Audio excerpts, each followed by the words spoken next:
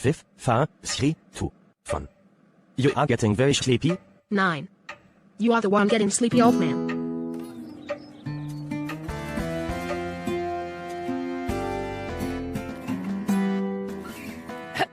So how are you gonna make this better?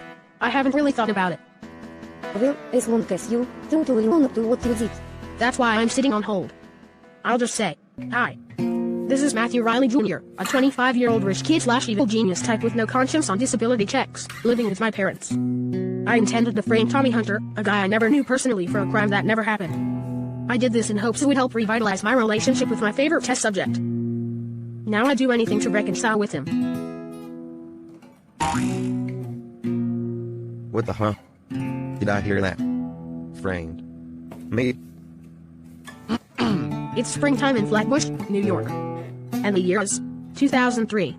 I am a self-financed psychological experimenter, primarily concentrating on mind control, and I have been employing techniques and recording observations on and about the people of my neighborhood for about a decade, particularly on the guy across the street. His girlfriend is making me come clean. He's Elton Koselenko, and he works for my mom as a handyman and an A/driver for me, her legally mentally impaired son. Though I am disclosing seemingly, potentially stigmatizing information about myself, do not mistake the impaired label and doubt my intelligence. Lack of intelligence is not my problem. I'm only missing my frontal lobe, so at worst I'd be a sociopath. I'm a 30-year-old private investigator who lives across the street with my chronically ailing mother. I am recovering from artificially inserted obsessions about another neighbor of ours. Hey, I'm Patty Radcliffe. You? In. Ashley Cavett. From the show with Dick Godet. I randomly moved to your block, of all places, right as you were starting your studies about a decade ago. Initially, Elton was unaware that his issues are the results of my efforts. So you see, this is a very important time for my research. Serena Alexandrovna. Alex Stravonov. Allah, what? La Akbar. The girlfriend is accepting of him. Living in the house beside us with her own elderly grandfather, she's a positive and loyal force in Elton's life. Don't you have a house? Yes, I have a house. Better than this. I was born in a house. Is that right? I would have guessed otherwise. I thought American practice was to be delivered in a hospital. Why try to hurt each other's feelings? I'm bigger and more fortunate than that, because I had access to American books and TV since I was born. I don't like you at all, boy. You look like a skinhead who would circumcise his own mother Alda, a Stalin. Circumcise a lady, like a barbaric aboriginal race? You know, it would be safer to say, would circumcise his own father. Isn't every boy born in America born circumcised? I think that's what's suggested in hardcore pornography. Huh? Hey. These stupid neighborhood boys are always bringing obscenities, drugs and gang activity into my home. Flashing magnetism naturally found in adolescent lost me. At least I get to see what's going on, so I tolerate it. Chart robbery. You freak out my grandfather. Well, he really freaks me out too. I wish you wouldn't come here. You act like I'm being totally selfish, when I'm only here to share my weed with you. Everything you do is selfish. Mama. No one's home. Let's smoke. I have not only, always, readily admitted that I'm jealous of Elton's suave ways with women, but I'm especially jealous about you. Like, we have way more in common with each other than you and Elton. Both of us being potheads pretending to be students at the new school. Riley tries his best not to despair. Though he knows you won't even trust him to give you a hug and that you are immune to his hypnotic techniques, even when you were dosed with acid. Yes, I know. So smart and so rich, why does Riley spend so much time trying to control people's brains? Along with that, why is he talking about himself in the third person? No one knows for sure. Well, if he had to say something for himself, it would probably be contrived in the moment, no matter the tidbits of truth revealed. I guess I have an inferiority complex about brains. But as the elderly Dr. Korsgosson like to remind Riley whenever appropriate. As he waited the final years until his quiet funeral. Yeah? Two things. Your missing brain parts would have made you more impulsive, to your ultimate detriment. Also, your explicit attributes forms after your behavior. Therefore, your metaphors, and in effect, are entertaining, but laughable, much like a, talking, though still, quite stupid monkey. What an ass. My mentor was. It's really malicious. Luckily, I'm not fragile. He should have said something like how he trained me to pursue science through documenting experiments and observations. Also, that my talking in third person is just something we do when we're excited. A talk show is on the TV behind Riley. Was like punk. Why did my name pass your lips? Remember the time I hired you to work on that sketch with Jer? Jerry, yeah, he said all my characters act the same. It was the trope I was working with. Yes, you repeated the word. Trop, a lot. Dick Cadet played the game show host Dad to Patty's character, Ashley, on a family TV show, Just the Two of Us, which aired from 1979 to 1986. Tabloid lore is that Patty got written off cheaply as a pregnant teen staying in the countryside because she was challenging Dick's popularity. The Nielsen electorate turned on her, assuming her to be a cautionary tale once her absence had been felt. She moved to my block at the age of 18. Yeah, hi, thank you for holding. I have pertinent information regarding the case of Mr. Thomas Hunter. My opinion only counts for so much in my house, but my 17-year-old daughter is rooting for you. She gets a kick out of hearing your natural accent. Hey, I'm dying here. What the? Can't you see I'm dying out here? Do you mind? Little girls watching on Thursday nights at 8 felt like Patty could be their own sister. Let me just stop you, Chuck. This is excruciating. I have some one-of-a-kind lines in the back. What do you say? Lines as in jokes. As in jokes in the pre-screened bit? Hey. Yeah, I guess I'm not up to this. Well, you have always been one of the moodiest adults that I ever have worked with. In the clip we like best, you have this persona as, maybe, a nihilist? Is that right? A depressed ex-hedonist or something like that? I don't care. I don't even know. Just roll it. You typed it all up. Yep. It's my responsibility as omnipotent narrator to keep track of everything. The following is my recollection of the series of events which led to Hunter being framed. It all starts, this time around approximately 1 month ago, on a 6-hour car ride away, in Cambridge, Maryland. So I was thinking that Indians have casinos because we pushed them out of their land. Pretty much, but technically it's not reparations for anything, it's just a demonstration of how sovereign a land could be within a country. Their lands are not subject to some of the country's laws, and the prohibitions against casinos are a set of laws to which said land is not subject. Yeah, but why shouldn't black people get something too? Maybe I could write a special addendum to my court report. What are you seeking? You laugh and all and mock me like I'm asking for a free cookie from the white man. Yeah, like the white man gives out free cookies. This is boring to me, you know, been there done that. Complaining always culminates in disillusionment. You putting me in a white person's house. I hear a dog. Are you more worried your dad is white or that he has a dog? My car broke juvenile justice. Ah. Jeremiah. Come in. I never wanted a father. Well, I am very grateful to find out about you. Is that right? Well then I want a TV in my room. If you missed anything, I'll mail you it with the paperwork for your roommates in a self-addressed envelope to send back to me. Is that your dog? I'm allergic to dander. We will figure it out. In this home, the rules are as follows. No drinking, smoking, crudely speaking, or using drugs. You are probably used to the fast-paced ghetto, like your mama. God rest her soul. It's not like that here. I won't be here long.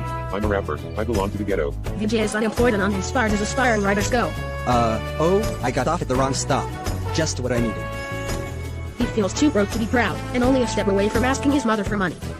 So he decided to go to his older brother, who is an editor of a paper, and sell him an article. Last year, Ravi paid Vijay $80 for something he wrote. A wintry Tuesday evening in the fall preceding 2002 at a small lounge in Fells Point, Vijay and Fatima are having a beer on a weeknight.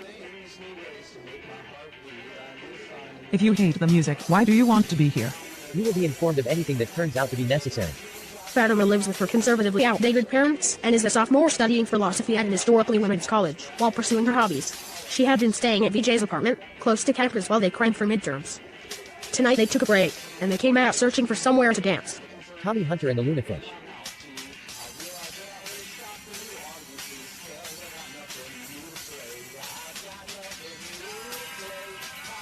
They sound like Rico meets Jimi Hendrix. I know. I was just thinking that. This music. This place. We. The audience interacting with it. I feel magic. I'm going to write an article about this. What do you mean, Pete? Are you romanticizing us while we are experiencing each other? No. Romanticizing? I'm talking about this music and how it makes me feel. I know that girl from English comp. She dropped the class in the middle of the semester. I guess that just goes to show that Bin Laden is not pure evil either. And morality proves to be relative. It's a good thing you're only a prostitute. Oh. I must have offended you. Maybe we shouldn't. 5,000 civilians dead just like that. What do you say about Hitler? Well, you know, one man's Superman is another's Doctor Strangelove. Am I right? Right? No, not right at all. You are a philosophical Sarah Silverman. What's that? Instead of dirty words, you try to manipulate concrete notions of good and bad into nothing. I'm not just playing doubles. My girlfriend's grandfather survived Hitler. I wish you'd go back to some neo-Nazi who beats you and calls it S&M. S&M. Well then, I guess, Prince, Nick and G. We are the Lunafish. I'm Bradley Bigby, the bass player. Yeah. We got some very high quality California weed for sale, if you want for $15.8. That's our drummer, Cher, Princess of Power. What is not the answer? Whoop. Whoop. I could advance you some money, for anything you want. What about a follow-up to the Tommy Hunter one you did? I wish. I don't even know him anymore. Yes. People love reading about regular Joes, filling cosmic roles, being fantastical stars. Even going to Pinchonian lands. Well, Punch's persona may have hijacked that article. More than it should have. Well, maybe that vibe could be jacked back. Oh yeah. Wow! That was some jamming up there. I'm tipsy. You'll probably have to be designated to drive. Are you sober? Get me a ticket to Afghanistan, ain't got time for a better plan. So you want to be Freemasons, huh? I'm glad you had a good time. You totally rocked. Yes, thank you. It inspired me so much. I need to interview you. We could discuss the musical experience you create and your influences. It will be a bitching article. My brother is an editor for the city paper. I don't live here. I'm just passing through this town, Fells Park. We are in Baltimore. The neighborhood is Fells Point. Who? I have merchandise for sale. Like this one is a story I wrote 5 years ago. People still buy it and say they like it, so I keep printing it. It's about a boy who befriends the Unabomber. Everything is $5. This is great stuff, but I only have a 20 and some change, for whatever that gets me. Do you think you may be interested in working this piece with me? I don't know. My email is written on the things you're gonna buy, and I check it at least once a month. Well, have you ever tripped on mushrooms? I have. You know how they grow. Not exactly, but I picked them with a friend in a forest in Pennsylvania. Layla woke Hunter up at 6 a.m. this particular Monday morning. Her mother just kept snoring away. Yesterday evening, Layla pestered Tommy into agreeing to explore a certain field where she was certain a Confederate treasure of which she had been imagining was buried. I dreamt of your treasure last night. Well, I was talking about it near while you were sleeping on the couch. With a shovel, a pick, even a wheelbarrow, I just don't have a clue as to where to begin digging. You know how to douse. A few hours later. So guys, are we rich? Well, Mom, why don't you come see for yourself? The Layla Jackson treasure. Oh please, you are not naming something after my 12-year-old. Why don't you call it the Tommy Hunter treasure if it's so cool? I would, but sometimes I just hate myself because of my particular chemical imbalance. You are such a baby. What kind of money or treasure are we talking here? Psych. No money or treasure. That's right. I tricked you. Yep. You tricked me. Psych you out. Too easy, Mom. Told me and Cody and goddammit, you little motherfucker, if you ain't got nothing nice to say, then don't say nothing. Yay, hey boss, I think I'm telling you that this guy's some sort of Hey, paw. Yay, yes, nano, I mean Ray Red Baron, okay, yay, you go by Woodstock. It's Jack Castorico, yeah, paw Pepperman. The Ba Bank is doing fine, nay, no, not yet, yeah, I'm, out. Hey. Woodstock stock. My god man. You do look more like a Charlie Brown. Yeah, yes, my sheer. Yeah bro, you would sit this yo. Let's just calm down. So, we have some business. Yeah, yes. Well, before we head down to it, got to make sure you're cool. What's this?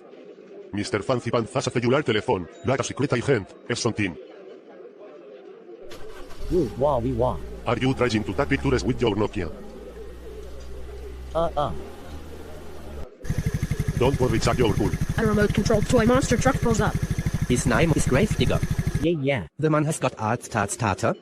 I know. I had it when I was knocking on the door. Just you'll do best there. I do. Yes. You're dodo. And what a oithi. It's cool, boss. Even startled when I was frisking him.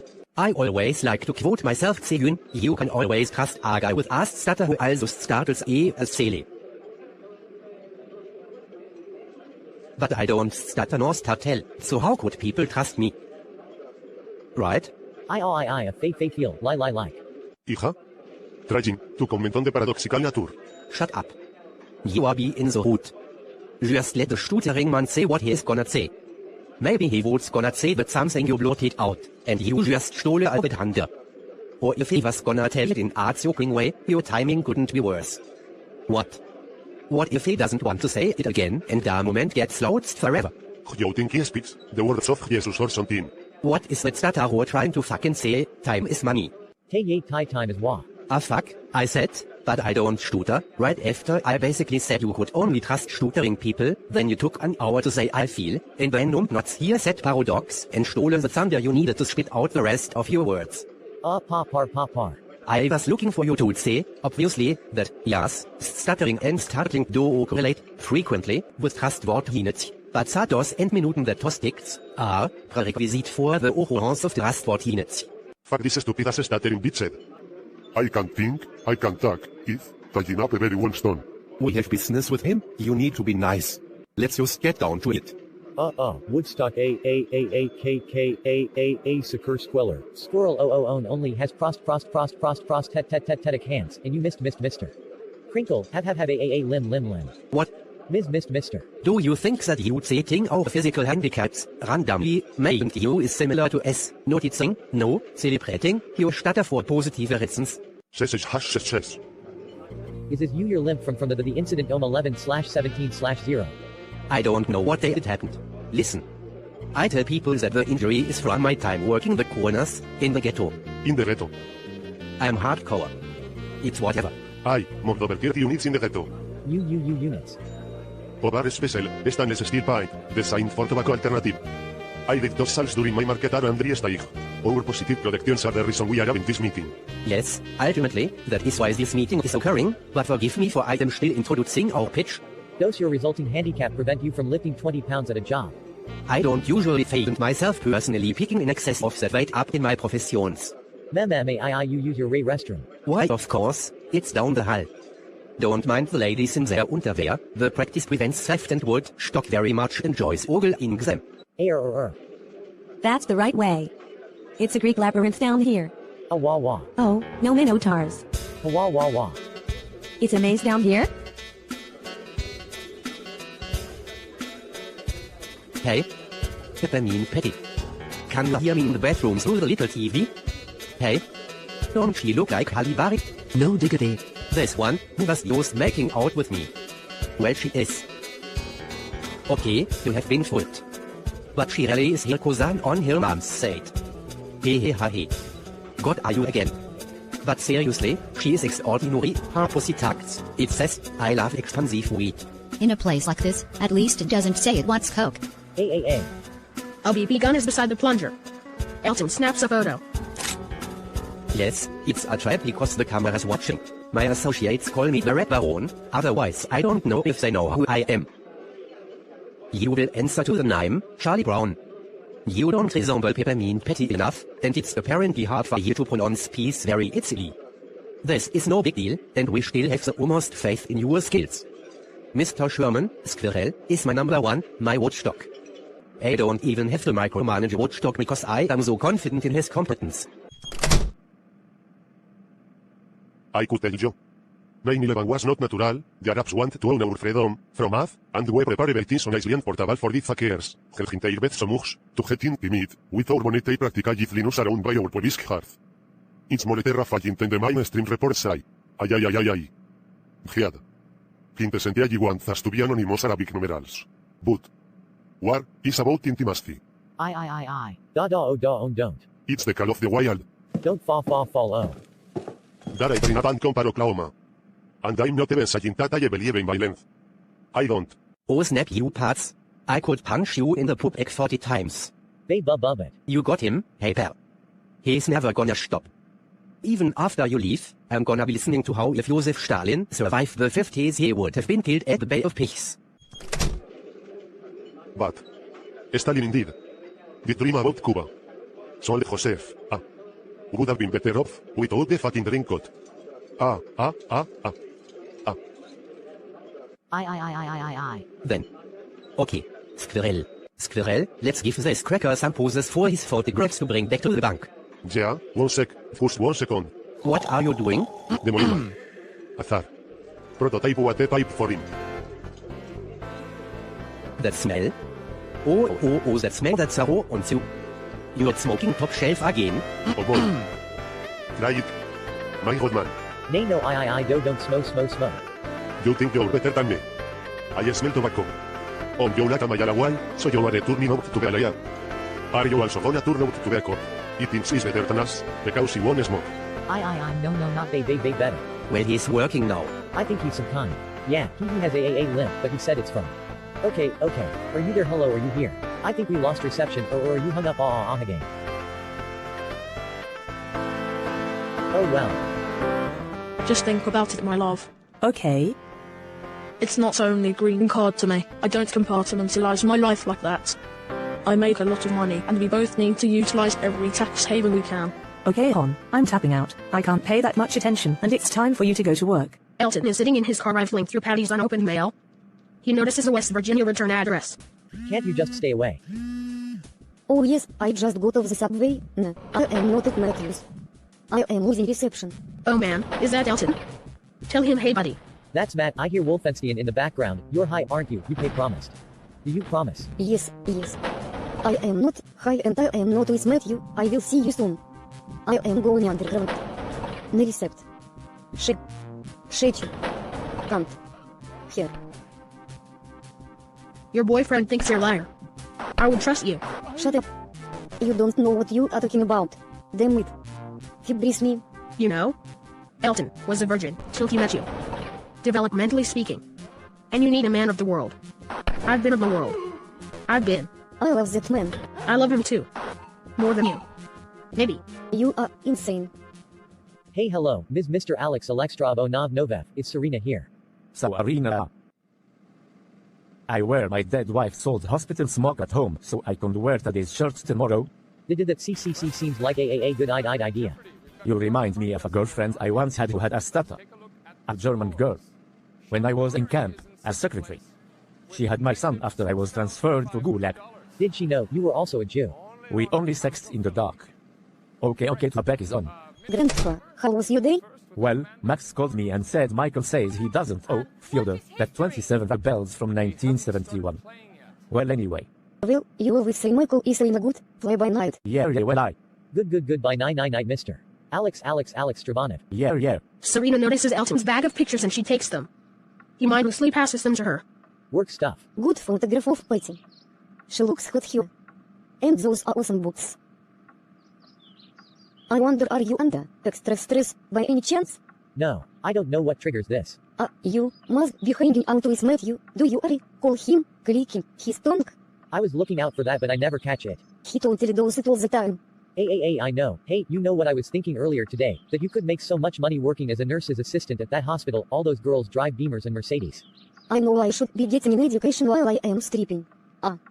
You know that I was at Matthew's when you called. So I was lying on the phone. He's just such a prick trying to talk when I am on the phone with you.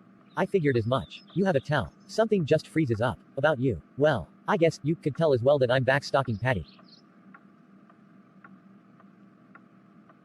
Yes, it's like you're in a trance. My grandfather told me a story he saw on Canadian TV before he died, about scientists controlling people's minds and turning people into Manchurian candidates. I know obsessions can also be formed naturally as well, but I can't understand this.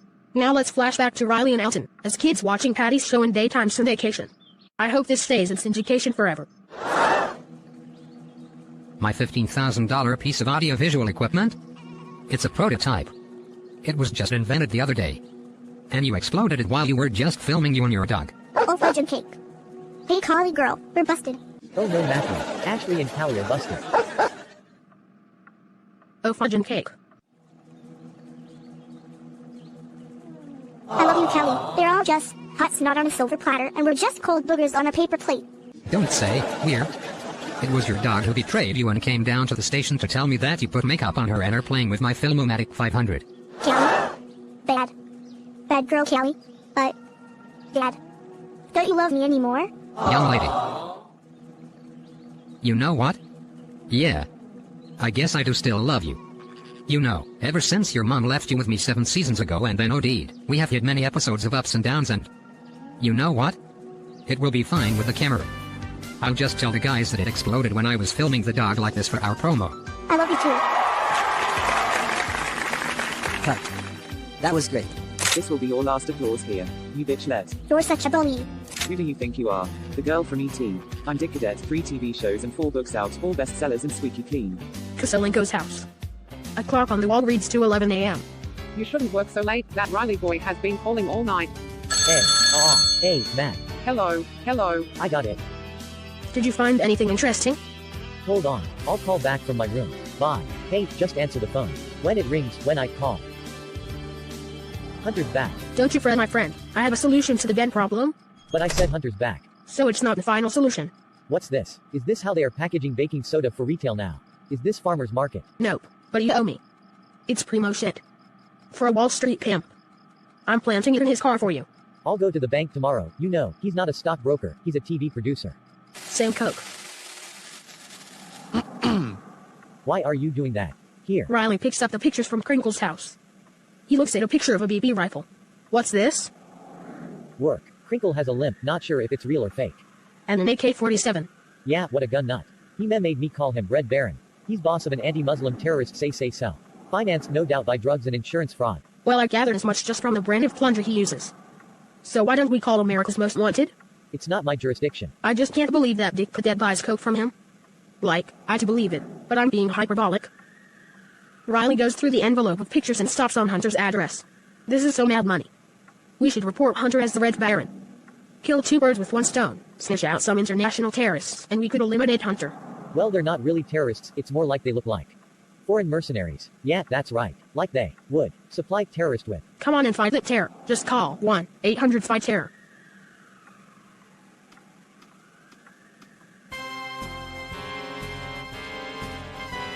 Fontaine is attempting to be productive, making open interview that could exist without impacting anything in reality, in an effort to match his expense sheet. From the surface to deep down in their psyches, Louis Fontaine and Becky Fetcher are opposites. But both were children of television, and they feel quite tickled and little surprised about always being attracted to each other. That had been going on like this since they were 12. I can confidently say that our relationship is the opposite of incestuous. Oh, not the effing Roni and G's. Like two randomly chosen artifacts, buried together in a time capsule, they have been traveling through life side by side. From middle and high school to college. After that, they worked at the casino, where everyone is a winner but me. Then they went to Amtrak working as conductors. When I look at my watch, my face non-verbally tells the time. This face has been developed to convey to the layman that we are late. This ambiguously common law couple even spent a few years living together, possibly even married in the early 90s. But as Fontaine laments, just like how The Simpsons showed so much promise their first few seasons, by the time Bartmania was on the magazine covers, they were just putting out the same things over and over. We too keep making Hamburger Helper over and over, hoping that a new flavor is in the works. Yes, I'm sure. I really hate being married to you. Well, I always say that my love for you is contingent on your love for me, so it only makes sense that I too hate being married to you. And now that that's out in the open, I'm not going to spend another second. Thatcher, where did? Then they served overseas in the army for 6 years. I appreciate that you care for me, but I could take care of myself. I even told him what will be, my friend, and he didn't care. Those words were good enough for my brothers and sisters during the wars. He's just so thick-headed. I am sorry, man. No. Don't be. Love is a joke. Just an excuse to call people thick-headed.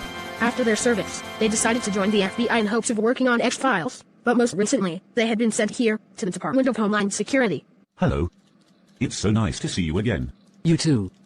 Who are you? You don't recognize me. Or my distinct voice. Nope. Are you a supervisor here? No, I'm from the State Department. It's me, Philip Schwarm. I have a case about our mutual friend. A mutual friend?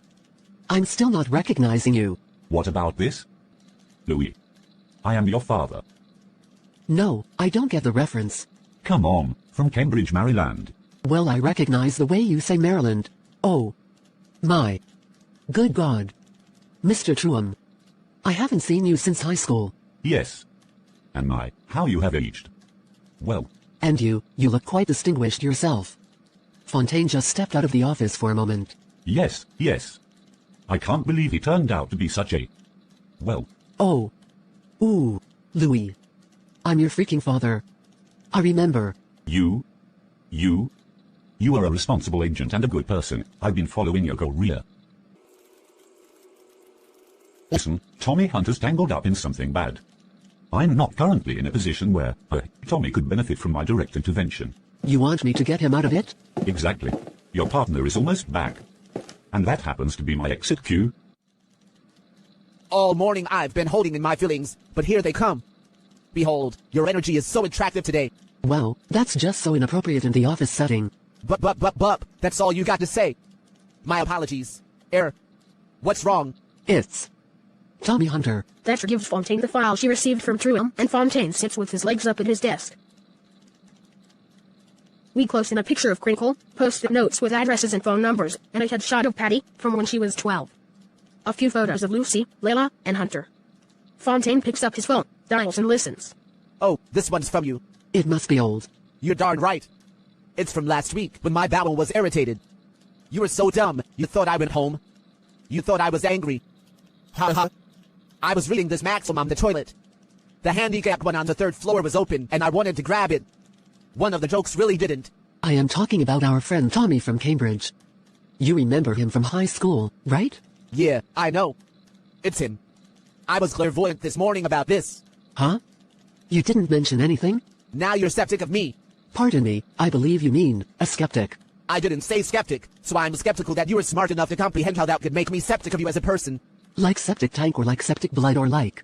You make me wish I hadn't be septic, that's right. I would get so much Semitic and be septic it will sting you so bad.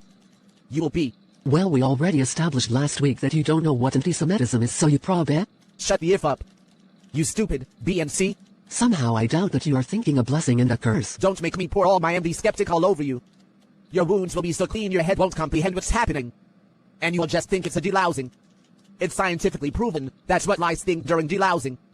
Don't dismiss esoteric value within my vast knowledge of disjointed, disassembled and randomly reassembled anecdotes and words. My output is at least as relevant as your 486 is. If you were thinking about Tommy, it's because you are so deeply obsessed with him. Really?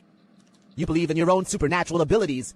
Yes, but your memory is fallible, not to mention that sometimes you've been known to make things up. But mention you do. I'm sure you're not trying to start the day off by demasculinizing my ESP. Was Phil Truum just here? He has that distinctive cologne. Aquavelva?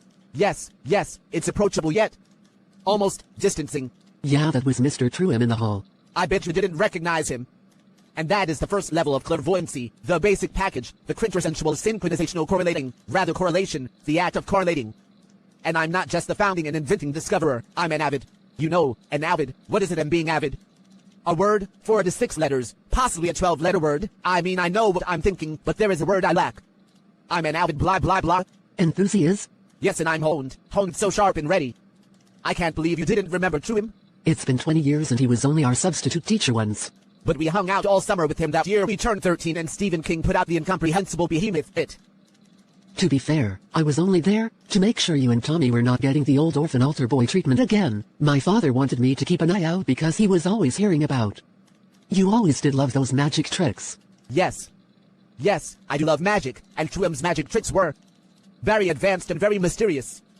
But why do you lose the father Copperfield? He had already been run out of town before you guys moved in. He never even did anything to me and Tommy. Your father, the retired judge, still can't understand Catholic rites, and you are just a jealous Baptist bee. Trying to reform everything for mass consumption. It's more like diluted for mass consumption. I came up with that just now. No, we heard that on TV at least 2 months ago. Philip Truum, we always ignore each other. It's because he always ignores me. Probably because he knew that Tommy was turning on us. They probably exchanged contact information. But that's no excuse. There are plenty of people out there keeping secrets from people in mutual peer groups who are still friends. And now he wants our help to save his best friend. Friends? I am literally your only friend. Because you are the only one who stayed with me. Anyways, it's a matter of speech. All right. A figure of speech. Not all of us care to read the sesame. Source like you do. I now have all these pictures to look at, not to mention dyslexia to delex. Did Truum say anything to tell me? Hunter fell off the face of the planet. He always acted like he was the only kid in foster care. Wow. He went to the Navy. Go figure. It out. He could have joined the army like we always used to talk about. This definitely gets a wow. Wow yourself. I honestly think you were prescribed too much second-generation children's psychotropics. You are finally getting your wish to save the guy with whom your most fraternal feelings had been invested. Yep, but he's a mercenary terrorist now. Now I have to betray my country if I'm ever gonna prove how loyal I am.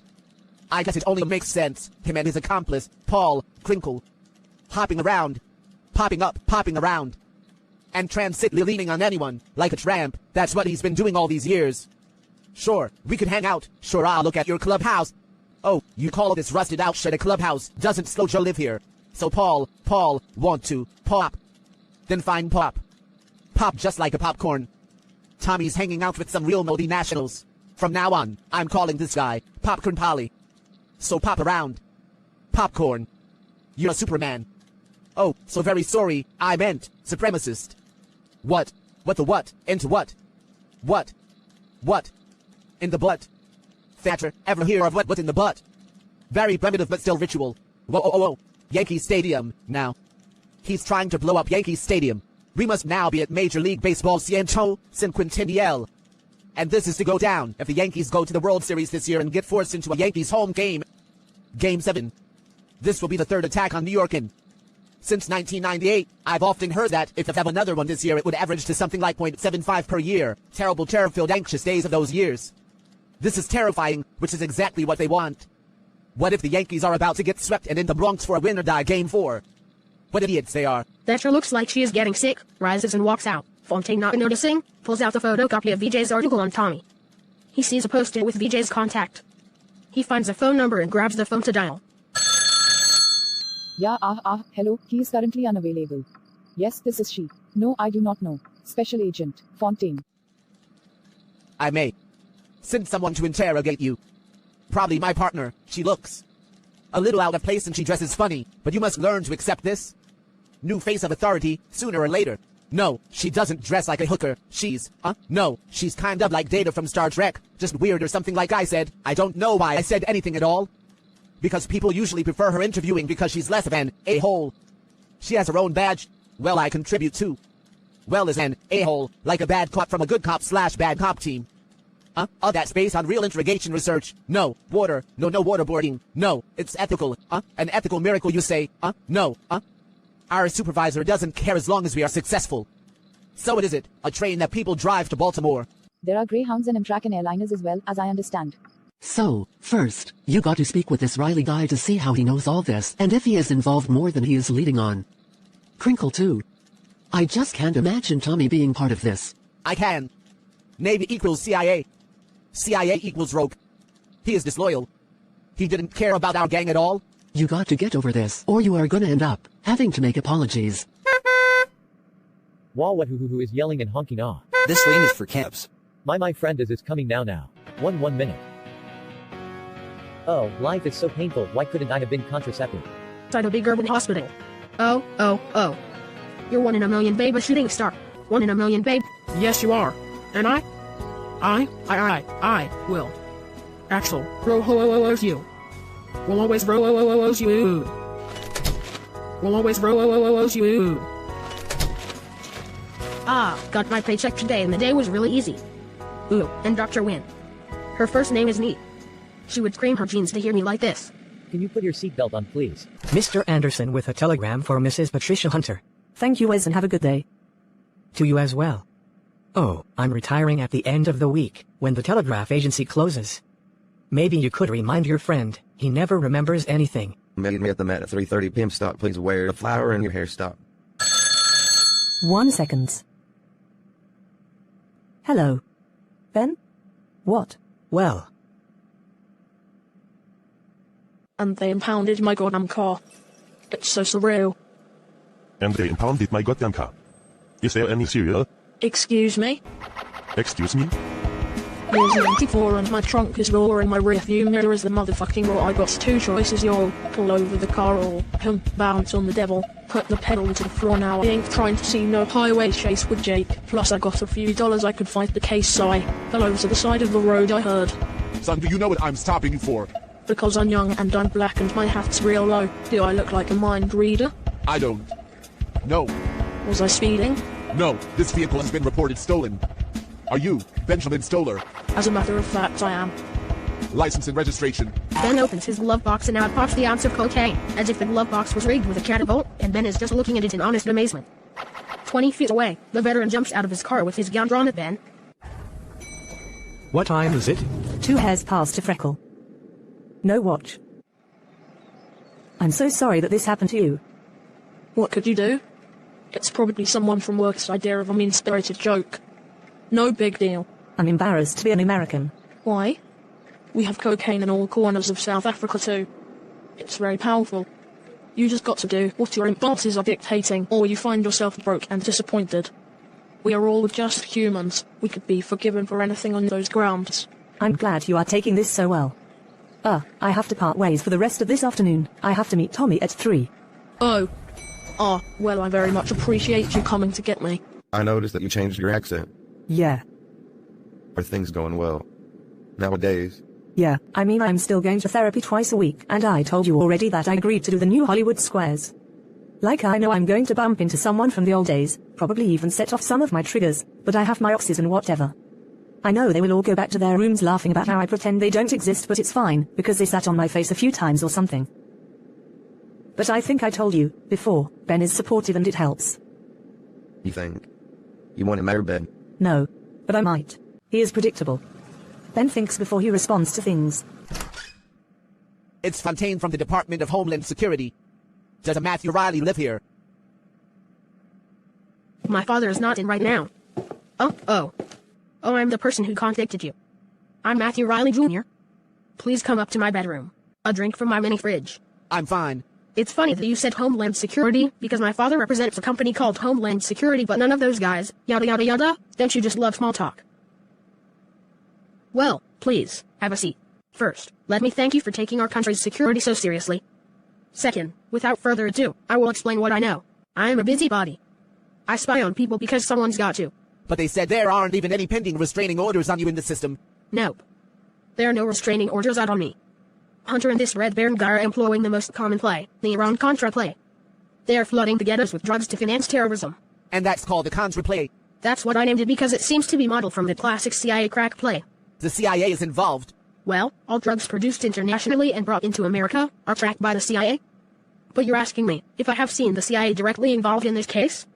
I hope not. Check this out. I didn't bug her place, but I have a wand in a legal though opportune spot. And the binocuscope hooked up to the overhead projector. Behold, in all his flamboyant glory, Mr. Thomas Hunter. We should totally trip on mushrooms when we get divorced like when we got married. Can't your ears just taste the purple color sacrilege? Does marriage mean nothing to him? Doesn't he know that most men would give their testicles for that girl? She looks as hot as a lady in a commercial. Someone needs to say to him, fight damn you. Well, don't forget, he's also cuckolding the boyfriend. He probably Californicated her when I went to get you at the door. He's probably quick because he takes her for granted. And I doubt she had time to get off. She looks so high maintenance. You ever saw that movie Casino, where De Niro marries Sharon Stone, and James Wood is always getting paid off? Well, I think it's similar to what we are witnessing. I need to go. Well, oh boy. It's hard to speak in redacted English, but I really feel like my loyalties are being challenged by my personal life. What will be, will be. Those words you say remind me of a dramatic experience. That pie will be right out. Thank you. It's bad for my diet, but important for my sense of well-being.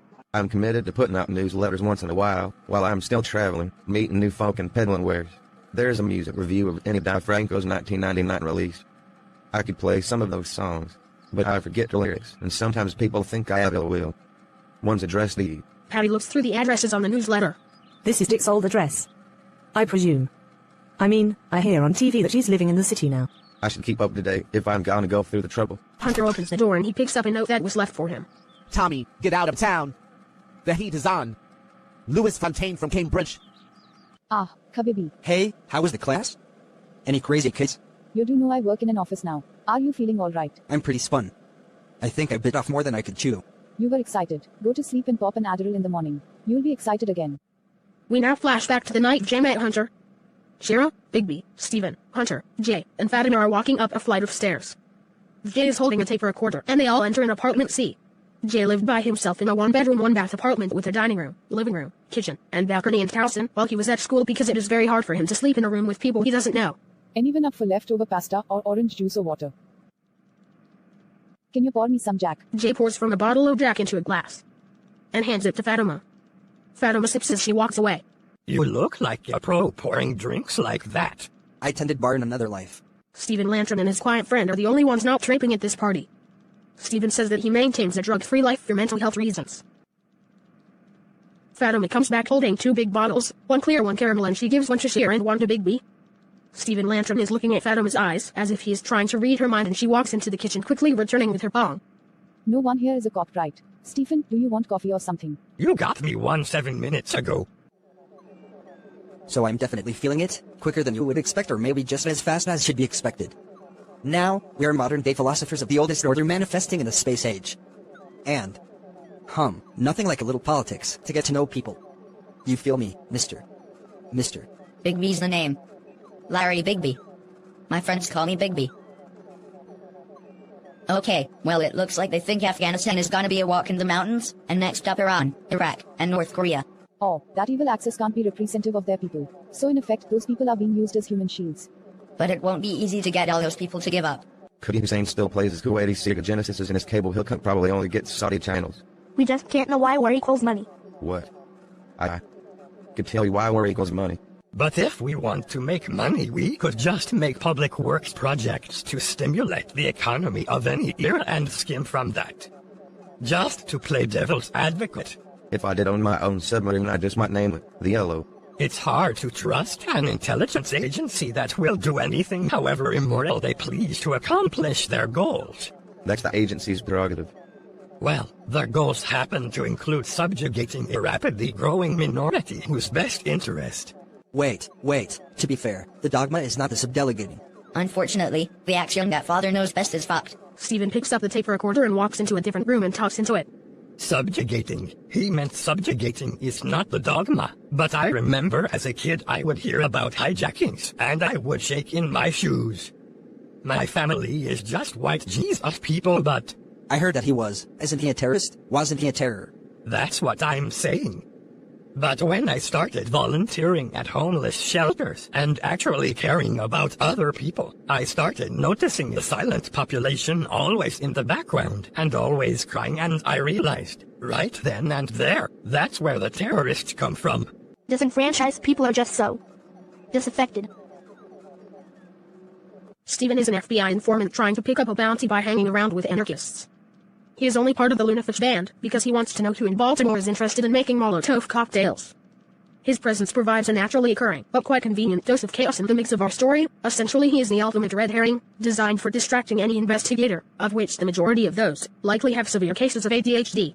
When you actually research by reading actual professors speak about history, you learn that America could be every bit as bad as our enemies, and we empower ruthlessness.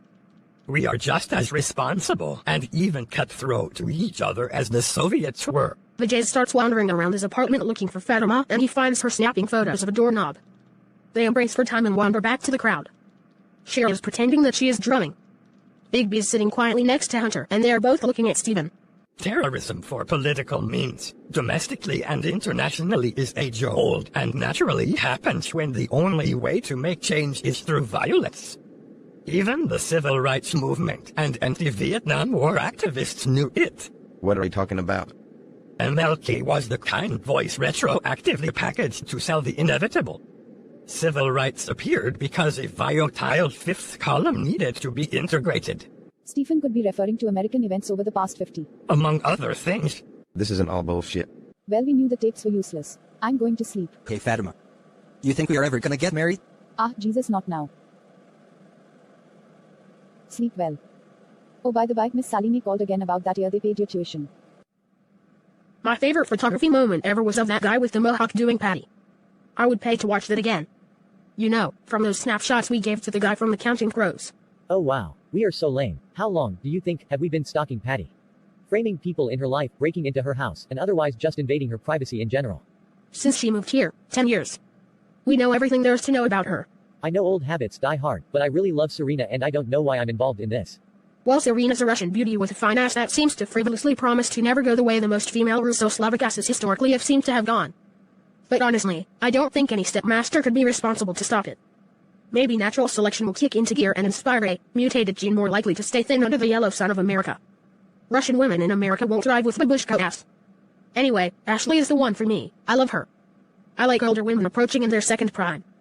You, my altruistic friend, are just helping my dreams come true and Patty's undreamed dreams get dreamed and manifested. Riley clicks his tongue distinctly, 3 times. Elton is in the trance. Filmmakers note, the distinct nature of the clicking has been deemed too dangerous to be reproduced in film. You of all people should know, all's fair in love and war, because you watch the military channel and we are lucky that you have the spy skills. Like when a doctor gets sick, he doesn't go to the hospital, he just cures himself. Patty's house, night. Hunter locks the front door as Patty puts the stack of envelopes in her bike's basket. Hunter walks to a bus stop as the bus slowly approaches. He hops onto the bus, waving as he gets on. Patty begins joking, smiling as she passes. Elton ignores her. Hey, is your birthday in July? Yeah. Well, have a good night, guys. She was never into someone like you, especially when you are trying to sweet talk her into bed. Everyone sweet talks. Let's see what she stashed in her bike. They cross the street, approach her bike. Riley picks up the newsletters, flipping through them. Cool dude. We hit the jackpot. I think these are Hunter's friends and family. He stops on one envelope. Reads it. This one's addressed to Dick Cadet, California. This is a stalker's paradise. You make us sound so creepy. Well, to be honest, we are creeping around. Riley displays the envelopes as Elton snaps pictures of them. Riley finds an envelope addressed to Patty and puts it in his pocket. Elton looks disapprovingly. Sure, man, she has all these. Elton puts the finished camera in his pocket and pulls out another disposable. The Queens of America get into everything. In South Africa, the kids would be standing guard with 20 shoes. 24-hour photo, night. Riley and Elton stand outside looking at pictures. Hunter walks behind them, unnoticed. Riley looks at a picture featuring our Hunter's address. We are going to Maryland. But we already took care of Hunter. You spoke to the guy already. Well, the guy did sound really mad at Hunter for being a terrorist, but we still need a concurrent plan. We need to gather more information for them to actually make an arrest. Riley clicks his tongue 3 times in his distinctive way. Elton's trance refreshes. And then we'll find out what he's really up to with Ashley. With Patty, she's not just a TV character. You have a problem with objectifying people. Whatever, man. The Crinkle case has yet to yield any info on Dick Cadet. We shouldn't just sit on a dead end. We should do something. Alright, we could go in the morning. Oh, I was expecting. Does a Caucasian Tommy Hunter live here? Becky Thatcher. I'm sorry, I don't recognize you. I'm at the wrong address. It's me, Slow Joe's son. Wow, Fast Joe. And is that your boy? Yeah. I just found out about him. He's Kamala's. My god. How is she doing? She's dead. Car accident. Wow, small world. I must be at the wrong place. I'm looking for Tommy. Maybe you've seen him recently. I think he's using your address. But he lives here. Your mom was a lady I went to school with. She always lit up a room. Thetra's staring to the side of JT like she sees something invisible. I'm a medium. It's not my job, just a talent. That means that I see people who have passed on. I'm seeing Kamala in my memory. Hoop earrings. Does she still wear gold hoop earrings to let all the guys know that she leaves the back door open? I think I see your mom's spirit coming forward now and she seems to, she is saying that everything is going to be alright. You are crazy. You both are, and that's probably why my mother never mentioned either one of you. Poor baby. Smells like weed. I know. I told him that he can't do that here. What do I know? It's hard to lay down the law in this scenario. And don't they say weed, wine, and whites keeps you willing? I don't know. You look good. I can't believe how long it's been. You and Fontaine just left town right after high school, huh? You and Tommy left first. When did you guys come back? I guess, right away. Oh. Well. Fontaine and I are working for Homeland Security now and Philip Truum. The guy in the fancy suit. He is not real. My father made that guy up in his head. He is real, we all saw him, and he now works with the government. I know, you all saw him do magic, but you all were also wasted on PCP. Whatever. It was the 80s, and 20 years after the Jetsons, we were no closer to the dream. I didn't even remember that for the polygraph. I'm here though because Tommy is wanted for questioning about a terrorist plot. Tommy's not a terrorist. He is a truck driver. He lives here. Oh. That makes sense, too. You live together? Fontaine speaks into his tape recorder. So, the train ride was bumpy, as expected. And I'm not sure if I have hemorrhoids, but I'm really feeling as though this case is about to break open. But, alas, woe is me. My biggest fear has been realized. I may be stumped.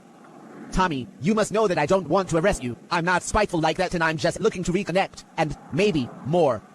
But planning to blow up stadiums. It's not like planning to shoplift. Maybe we could kidnap you and hide you, but it would be rough on all of us. Me and Thatcher would have to guard you. We are not trained babysitters, but it would be hardest on me. I'm no Schindler's List, and, Tommy, you are no Anne Franklin. Hopefully you would cooperate and at least give us clues to defuse the bombs. But how could I hold my breath on that? To be or not to be? There is no question. Special Agent from Tane's quarters. It's Thatcher. I wish you would learn to use your cellular telephone. We got a handful of B's and C's, you know? Breaks and clues. Hunter works for a trucking company and he is going to be in Philadelphia on Wednesday. I saw Fast Joe and his son. You mean Slow Joe and his son Fast Joe? What would Fast Joe even name a son? Faster Joe? No, I mean Fast Joe and his son, Jeremiah. Kamala's son, and get this, she died. Wow. She was so hot. I know you didn't like her butt. What a butt. Bummer. No, I didn't like her. Anyways, Fast Joe lives with Tommy. That was supposed to be me. Us, if you had wanted. According to Fast Joe, and he never tells a lie, it was us who left. They couldn't find us. No, Fast Joe never does tell a lie. Oh. I wish we could talk to Tommy. Me too. I wish I would have known. Wow. This sure makes me regret some things. Like how selfish I've been. Since thinking Tommy wasn't friends with me anymore. Tommy's probably not a terrorist. Who would frame him? And Fast Joe lives with him. Is his father still alive? I think he died a few years ago. I felt his presence there. Did someone tell you he died? Remember that time when you thought you felt someone's presence, but it turned out they were alive and just present? I think I vaguely remember his picture in the paper for being dead. Maybe he got money in a class action suit. Maybe Fast Joe collected the money and gave Tommy a cut, but some bad guys were trying to get it. Maybe, but that's not something that seems very likely.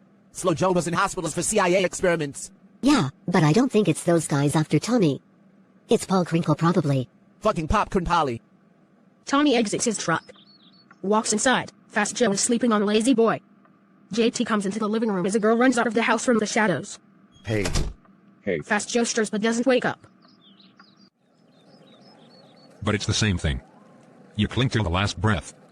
Why the fanfare if the fanfare is so arbitrary? Yep.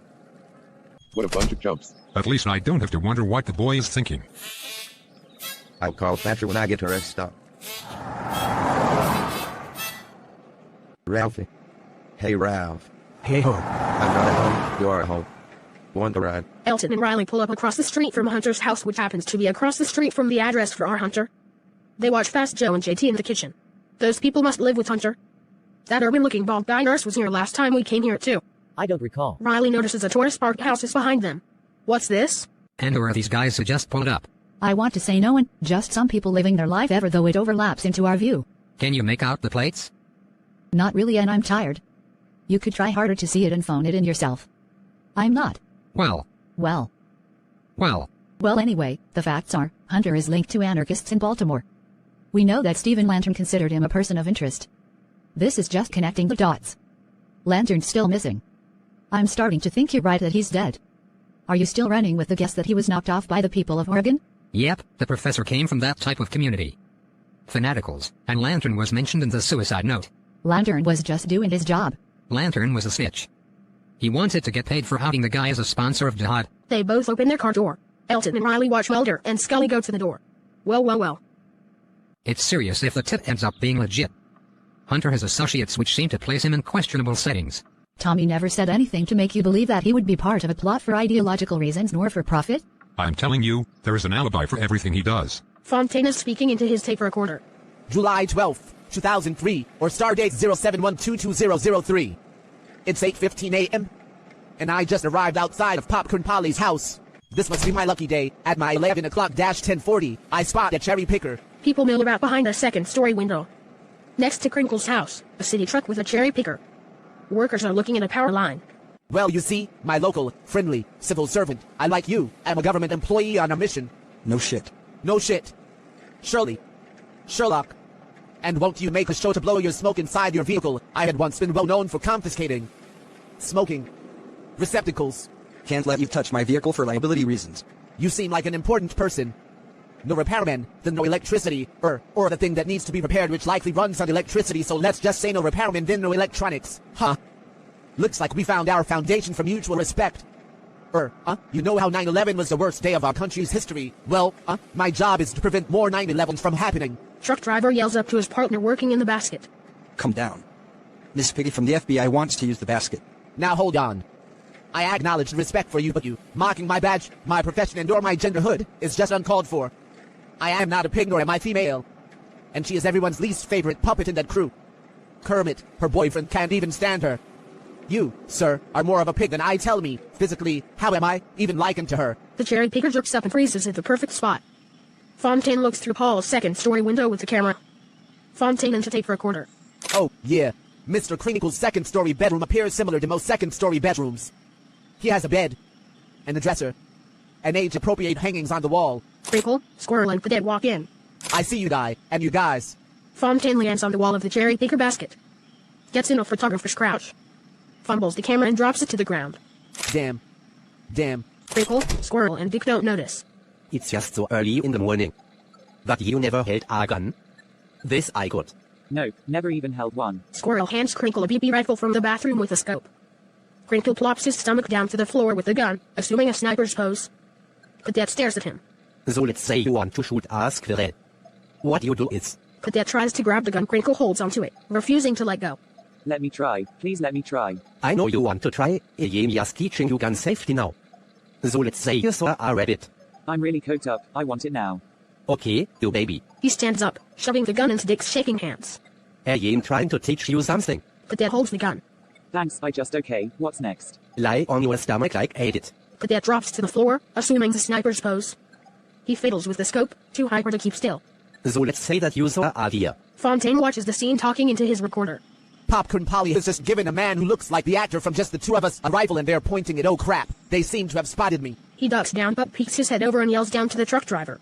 Lower this. They see me. Abort this baby now. Fontaine, into recorder. Thatcher, if I don't make it, be careful. Cadet watches Fontaine cowering in the cherry picker. Some nut in a suit's having a seizure on a ladder outside the window. Okay, Dick, get a hold of yourself. Good call. Hunter talking is on a payphone. Send my best to Fontaine. Hunter hangs up the phone and then picks it up, drops coins in, and dials another number. All right, I'll come with you down to Philadelphia. But I'll have you know that Chelsea doesn't think it's a good idea for me to go with you because she thinks that you only call me up for drugs even though I think of you more as a friend. He's not your friend. He's all about cash, grass, and ass. Is our home? Our Hunter? Ralph ain't home. You know when he'll be back. Am I Ralph's keeper? Where could we find him? Retard, I said, am I Ralph's keeper? Unless, maybe you have some cabbage to sweeten my coffee. Elton takes out his wallet. I only have big bills and $1. Maybe I have a little change. Listen, Gaylord, I don't have to take crap from a cripple. Elton grabs Riley, yanking him back as Troy swings his blind person's cane. Stop it, Matt. I don't need your self-defense. Troy thwacks Riley over the head. Oh yeah. You want to use your stick? Well, I am trained in. I'm so scared. Stop. I called the police. JT looks at Siddhartha, the dog. The dog runs up to Riley barking. Riley whips off his belt. Elton starts to grab his arm, but Troy whacks him over the head. Elton tries to grab Troy's cane, only to have Troy whack his hand. Frustrated, Elton starts punching wildly and says to Troy, "You idiot, I was saving you." Riley whips his belt through the air, the buckle hitting Elton over the head. The dog is watching, not knowing what to do. Ow, you hit me. Just try me, I will. Catch it. With my cane. Riley whips his belt again, grazing Troy. Siddhartha starts barking at Riley and chasing him. That's it. I'm calling the cops. Your cane is useless against me. This isn't a comic book. Fucking dog. Leave me alone. Elton and Riley run to the car. Siddhartha continues to chase in Riley and Elton's direction down the sidewalk, Riley's pants falling down, slowing him down. Riley stops to kick the dog, only to be blocked by Elton. Let's get out of here. Riley turns around, heading to the car and flips off Troy. I'm not going inside until you guys are being driven behind bars. Elton and Matthew speed off. Just tell me why you would beat up a blind man. Just tell me why. JT holding the injured dog picks up car keys. Fuck this crazy fucking town. JT exits the house and gets into the old pickup truck with the dog. He speeds off. Riley holds a strike into Elton's face. Riley puts the can down. Elton, you're my best friend. Don't be angry. I'm not angry, I'm just very overwhelmed. I hope you and Patty end up together and all. I'm just sick of this. Oh, no, this isn't for me. It's for you, and me, and Patty. Love is weird and odd, and especially vague. It's hard to quantify, but it's important that we blindly obey our impulses. Riley looks up startled, but calmly clicks his tongue 3 times, and Elton's trance is up and running again. Oh, I know, buddy. I think we should at least go to Baltimore if we're heading back upward anyway. Hours later, JT, on the side of Pulaski Highway, has a flat tire. My dog is injured and I have a flat tire and no money. I could really use Dr. Pulaski now. This Star Trek character. I guess it's your first time here. We are known for serious things down this stretch. Damn it, a flat tire. I don't have a spare. No sweat. At least we are in Baltimore. And my mom has AAA parking lot of Raisins Bagels. Lantern's tax records show that before he went to Oregon, he was working in Pikesville at this store. I made some calls and I have learned that he reported directly to the owner, Calvin Raisin. Can we speak with a Calvin Raisin? Yeah, I know Lantern. I hired him. He makes a damn good omelet. Did you ever know him to be a subversive? Of sorts. He wasn't openly a pervert, so I can't just assume that he enjoys when others are perverting him. But I wouldn't be so shocked. Has he been found to be a pervert? We don't have reason to believe that, but your perspective on the matter could possibly be particularly pertinent. He was a smart ass. That's what he uses his college education for. He typed up a whole suggestion that we have a sale called Bagel Next in honor of Kristallnacht, and all Holocaust survivors would get free lox spread and bagels. What a jerk.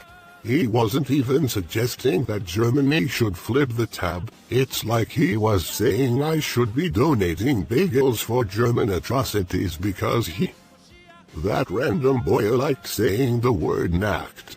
Did he ever talk about politics? He talked about anarchy, but he is a socialist. And he's an anti-Semite. A real half-self-hater, Jewish dad, Gentile mom. Why do you think he hates Jews? He hates Israel and thinks that the Jews kicked the Arabs out of Israel, when they actually let all peaceful Arabs stay or return. Okay, so Lantern is a socialist. Why is it that the Jews love socialism but socialism always excludes the Jews? The Jews only wanted political equality in their homeland and the right for all Jews to live and be protected as citizens. I'm familiar with the Middle East conflict. I'm sure you are. Okay. Have you heard from Lantern since his tenure here ended? Possibly. He had two friends. A girl one and a boy one, and one of those three sent me a letter with a round-trip plane ticket to Oregon Trail. It was frivolously boastful to waste that kind of money on a prank. They typed a letter saying they were from a radio station called WKCUF. Do you know what that's backwards for? Anyway, so they said I want tickets to a Lunar Fish rock show. The Lunar Fish are not a real band. They made it up and formed a group just to prank me. They were trying to be assholes. Suffice to say, I would never risk dying of dysentery for that schlemiel. Do you suspect that they had been luring you into a trap?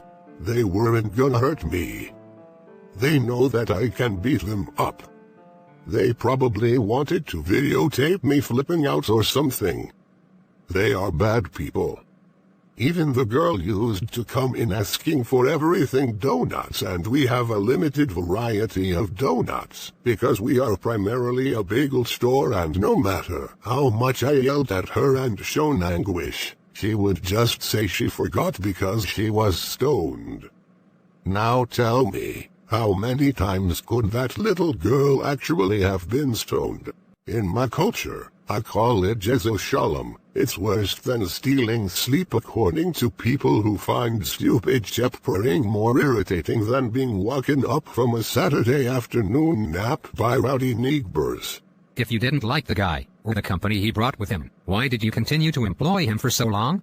Because I don't discriminate in any capacity, unless it's something to do with the job tasks. I mean, I definitely discriminate against poor quality, but my goal as a human is to calmly ignore antagonists. If that helps me become the bagel mogul I always wanted to be since quitting PC sales, then good for me. Right? Riley and Elton are standing in front of a window. In the background, Mulder and Scully are across the street getting into their car. We should at least enjoy the city a little, so this trip isn't such a waste. Whenever I hear about Baltimore, I'm so moved by its Dickensian plight, and I just want to visit the red light district. A tough city at least needs good strip clubs. Why should a girl even try to find it nowadays? All there is in the city is crack cocaine, heroin, and poverty. Even the schools all lead to that. That's where young junkies before they are junkies meet friends and like-minded individuals. In this context, stripping is pretty noble, and I'm sure the local big shots enjoy employing only the noblest and best from this pool of people. They walk past a few different small bars. Strip clubs are such a waste of money. You are not putting yourself in my shoes, because you have a stripper already. Excuse me, ma'am, I'm looking for a gentleman's club. No hablo English. No entiendo. Oh. Perdón. ¿Dónde están los clubes de? Para hombres, los clubes. Tú sabes, ¿cómo se dice? Niños para hombres, los clubes. Billiards? No, ¿dónde niños? Rec center? Basketball? No, strip clubs, clubes de strippers, niñas. Oh, no sé. Oh, well, then. Encantada, gracias. Oh hey, are you a fabled Baltimore crackhead? Why, do you have crack? Oh. No, I'm just looking for a strip club. Oh, there's an X-rated movie theater 2 blocks down. Hey, do you have any change you can? Sorry man, we only have a limited amount of money and we are from out of town. They walk 2 blocks down. Well, at least it should be cheaper than a strip club. Why yes, this is. That was so horrible. I'm just horrified. Let's just go to Christmerthy's and get back to New York. Well, I could have stayed a couple minutes longer. You didn't have to make me leave with you. You just accepting it and getting, let's just go to Christmerthy's again and get back to New York. Don't know what to say, boss. You are just gonna have to get a room somewhere for the night. Tommy is sitting in the cab of his truck with Amiibo. His radio calls him. The boy is at the new juvenile justice courthouse on Gay Street. He is accompanied by a small dog in the basement holding cells. I never knew you had a son, or that you'd get your son a dog, but I'm down for the detour. I wonder what he looks like. It's probably my roommate's dog, and it's my roommate's son as well. Well, this is still very mature and adult-like. And it's a good thing. Well, yeah. And you are confirming that you are the owner of that pickup, Tommy Hunter, and that you are not pressing charges? He's my friend's son. We just met him last week. I don't think charges should be pressed. Well, I'm sure he won't give you any problems on your route and on his way back to his father. If he is to be believed, he was not running away from home, but coming to Baltimore seeking a vet for the dog. He doesn't know of any specific vet here, but he figured it would be easier or something.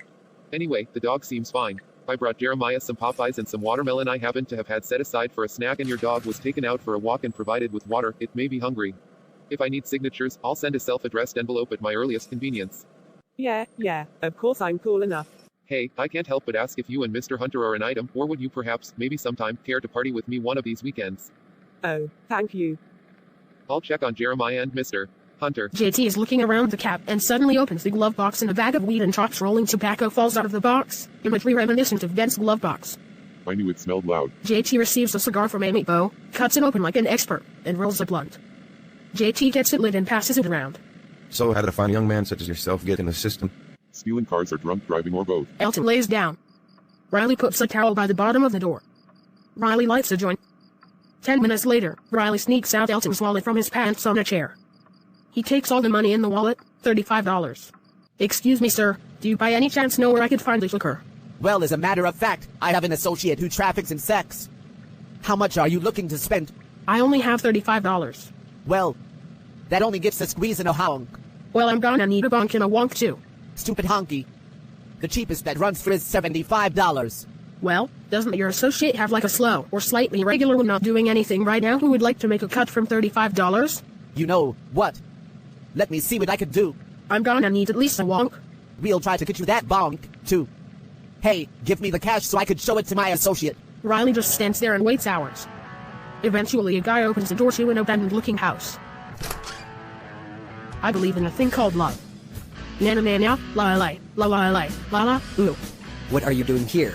A guy is bringing me a girl. You want a girl? I do. I really do. But I already gave someone all my money. We jump to the morning, which finds Riley sneaking up to a trash can in front of a ground-level apartment, Elton watching from his car. Elton gets out and approaches. Riley pulls a bag out of the can and rips it open, trash falling everywhere. Dude, check this out. Riley picks up a broken bra and puts it on his chest. Hi, I'm Matthew Ida. Or how about Matilda? Riley drops the bra, picks up a hanger. Slim Jim. Look out the window, they are messing with my car. What?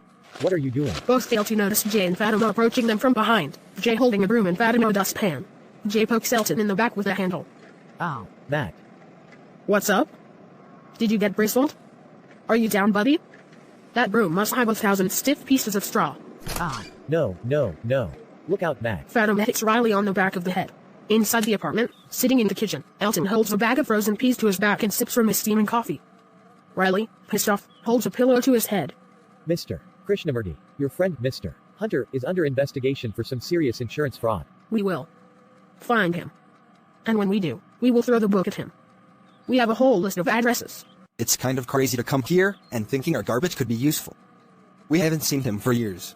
Our agency is requesting your cooperation in our investigation. We also suspect that he is cheating on his wife. What is your agency name? Riley pulls out a crumpled piece of paper and Elton takes his PI license card from his wallet.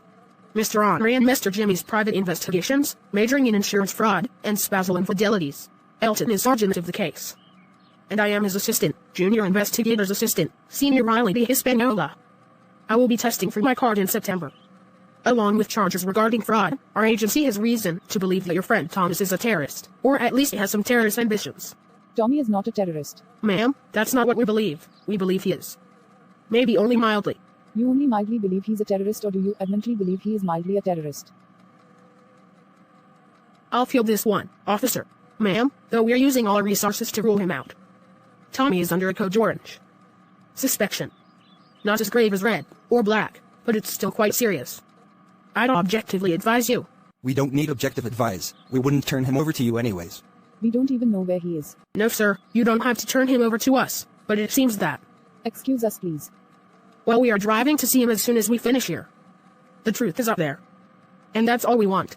Remember that Homeland Security guy who called about Tommy? You think that this is connected? It must be. Even Donald Rumsfeld wouldn't hire these goofs. What do you think they want with Tommy? I have a feeling we could get them to let us tag along with them for a bit. Well, we have to do something, and this seems like the right thing to do here.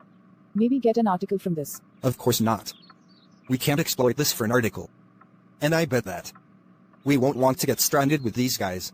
An article could only help the situation. We'll bring a credit card and your brother will help us out of any jam. This is so impulsive, I feel nervous. So, I guess, we could accompany you guys to meet Tommy. You have not made a mistake. We conclude that he is living in West Virginia. So are you going there? As soon as we get directions. We could map quest it and print up the directions. I hope we have enough ink. Just give her the address. Fatima and Jay leave their kitchen. Riley clicks his tongue 3 times in his distinct way, and Elton is under the trance. Jay squirms in his seat, pulling out the binder with Rodney and Squirrel's business plan from underneath him. He flips through it. This is ridiculous. In layman's words, our business proposition is to open a store where customers can buy and subsequently paint ceramic bongs and water tobacco items as well as regular store brand pipes. Fatima can't resist snatching it out of Jay's hands in disbelief. Jay opens the box Squirrel gave Elton, revealing a chrome-plated pipe made with copper piping, a 4-inch thick washer, and 2 bolts. This is the business of tomorrow because of our athletic management style inspired by the Honda Corporation, Amway, Warren Buffett, and Lee Iacocca. That's from another case. Hut celebrity endorsement by Dick Cadet. Hey Serena. I'm at a payphone on the road with Elton. We're tackling leads. I'm surprising him by flying you to Dallas to meet us. Yeah, a surprise. The ticket will be waiting for you at the counter for American. Just your ID. And I think they are checking shoes at security, so you should probably wear socks. Oh, how are we all doing? Hey, what do you guys know about Tommy? All I know is that he plays guitar. Well, do you like how he plays? Do you think he is really good? I told you that he is good. I know what you think, buddy. I'm trying to survey other people's opinions, too. What do you know about him? I could try to fill in the gaps. He wears jeans and dicky shirts. His brother's roommate is blind. He is shorter than he looks behind a microphone and he writes newsletters. Riley opens the glove compartment, fishes out a newsletter and hands it to Jay. He's not really a good writer, he just wants attention. Fontaine walks in, joining a long line. At the front of the line, Elton talks to a young woman behind the counter. Well, a lady comes in here every day at 1:15 with her daughter and picks up the mail. Thank you. Elton smiles awkwardly, clumsily stuffing the bill in the attendant's shirt pocket. She blushes. Elton heads towards the exit. Fontaine, frustrated, steps out of line. He elbows his way up to the front, shoves a customer away from the counter, and clears his throat loudly, waving his badge in the air. The attendant finishes with the customer a second later. How may I help you? I'm part of the Department of H-Land S, and I most urgently need to find out some things about a P.O. Box member named Tommy Hunter. Officer, don't you need a warrant? Warren. Abe is with the FBI. I'm not with them anymore. Listen, ma'am, this is an investigation of the federal terrorism. Outside Starbucks. Elton, Riley, Jay, and Fatima sit on the curb, each sipping from frappuccinos. Across the street, Fontaine exits the post office, sees the Starbucks, and smiles. He crosses the street, hurriedly, but stops at the door looking at Riley. That's the FBI man who is following Tommy. Fontaine, outside of the Starbucks, looks at the four, does a double take. I'm beginning to think that you are so full of bullshit. You think that I just cry wolf all the time. You just wait and see. Well, does anyone know any good waiting games? We should split up till one. Hey, oh hey, this is so crazy. I knew who you guys were. Jay, the writer, and the girlfriend. Fatima, the critically acclaimed photographer. You know who we are? Why, of course. Your brother is the editor of a city paper in Baltimore, but it's really a cool magazine reminiscent of the original layout of Rolling Stone. What brings you so far from home? Well, you know, work brings me down here, spread on rural municipalities. You know that your piece on Tommy Hunter was remarkable. I must confess that I wasn't able to read it, but, boy, when you Yahoo search Hunter, it sure comes up. Do you happen to still be in touch with the fellow? No, but it's nice to meet a fan. And Matthew Riley Jr., what are you doing here? Aren't you supposed to be watching your neighborhood? For a local busybody, you seem out of your element. Unigo, are you? No hablo English. Solo hablo de Rusky. No. I'm pretty good at recognizing faces. Usted creo que me os confundido con alguien más con un corte de pelo similar. No, your corte de pelo is not that common. My haircut is, too, common. I have another friend with the same haircut. She's hot. It's a hot haircut. And you don't know me. I have never seen you in my life. Huh? You're with them. And who might you be, young man? A pleasure meeting you, mister. What is the name? Mr. Star. Skybuck. Mucho gusto. It's always fun to be recognized, Mr. Buck. Well, I'm a fun man. I guess I'll eagerly be awaiting the next article. Fontaine walks off, crossing the street to the side of the post office building. He ducks behind a corner and peeks at the four of them. They notice. So let's regroup at 1:00. Riley smiles at Elton. This works out great. I have a surprise for you at the airport. What did you get me? I flew Serena down to be with us. Are you crazy? We are on a patty stalking expedition. She doesn't know anything. This is legit work for all anyone knows. Stalking. Did I hear right? And do you really think Serena doesn't know about all this? What are you wasting money like this for? The best that could happen is that she has to see this bullshit and suck it up. You are an asshole. This can't make her or me happy. Who is Patty? This is not what I call regrouping at one. But if you're so curious to know, Patty is Tommy's wife. That's right, he has a wife. I guess it's hard to understand eavesdropped internal occupational conversation, so what should I expect? But don't you ever wonder why we never saw her in Baltimore or here? She's probably a cover for some deep and twisted things. This is all a stalking expedition. Now, just hold on. Matt, woo-woo, what are you trying to do to me? Don't worry, dude. You are stalking Tommy's wife. Yeah, hehehe. We are stalking his wife, and we are only looking for Tommy, so we can eliminate him from Patty's life, so I can be with her and live happily ever after. Plausible much? Am I following this? Is Serena Tommy's mistress or something? Nay, no. She is my girlfriend. What the hell is going on? What's the truth? The whole truth is not so far from what we told you. The only missing piece is that we are working this pro bono. And we also are investigating Tommy's wife for insurance fraud. Tommy, allegedly, has information on said fraud. I can't believe a word you say. No, it would seem you can't. I have no words. But you must. We need your words to solve this case as fast as we can. Our supervisor wants to fire us, and we could end up homeless in the Big Apple, over our inefficiency. You may know what homelessness in Little Orange is like in Baltimore, but then you wouldn't know how worms like Big Apples. Fatima spots Fontaine snapping photos of them. She points. Looks like we got a paparazzi. That guy's totally a pig. He's part of Homeland Security. Like I said, this is real deep shit. Fontaine, now behind the mailbox, realizes he's been spotted. He drops the camera and freezes just like a spotted deer would. Hey. Spotted. I'm gonna need the abortion clinic for this one.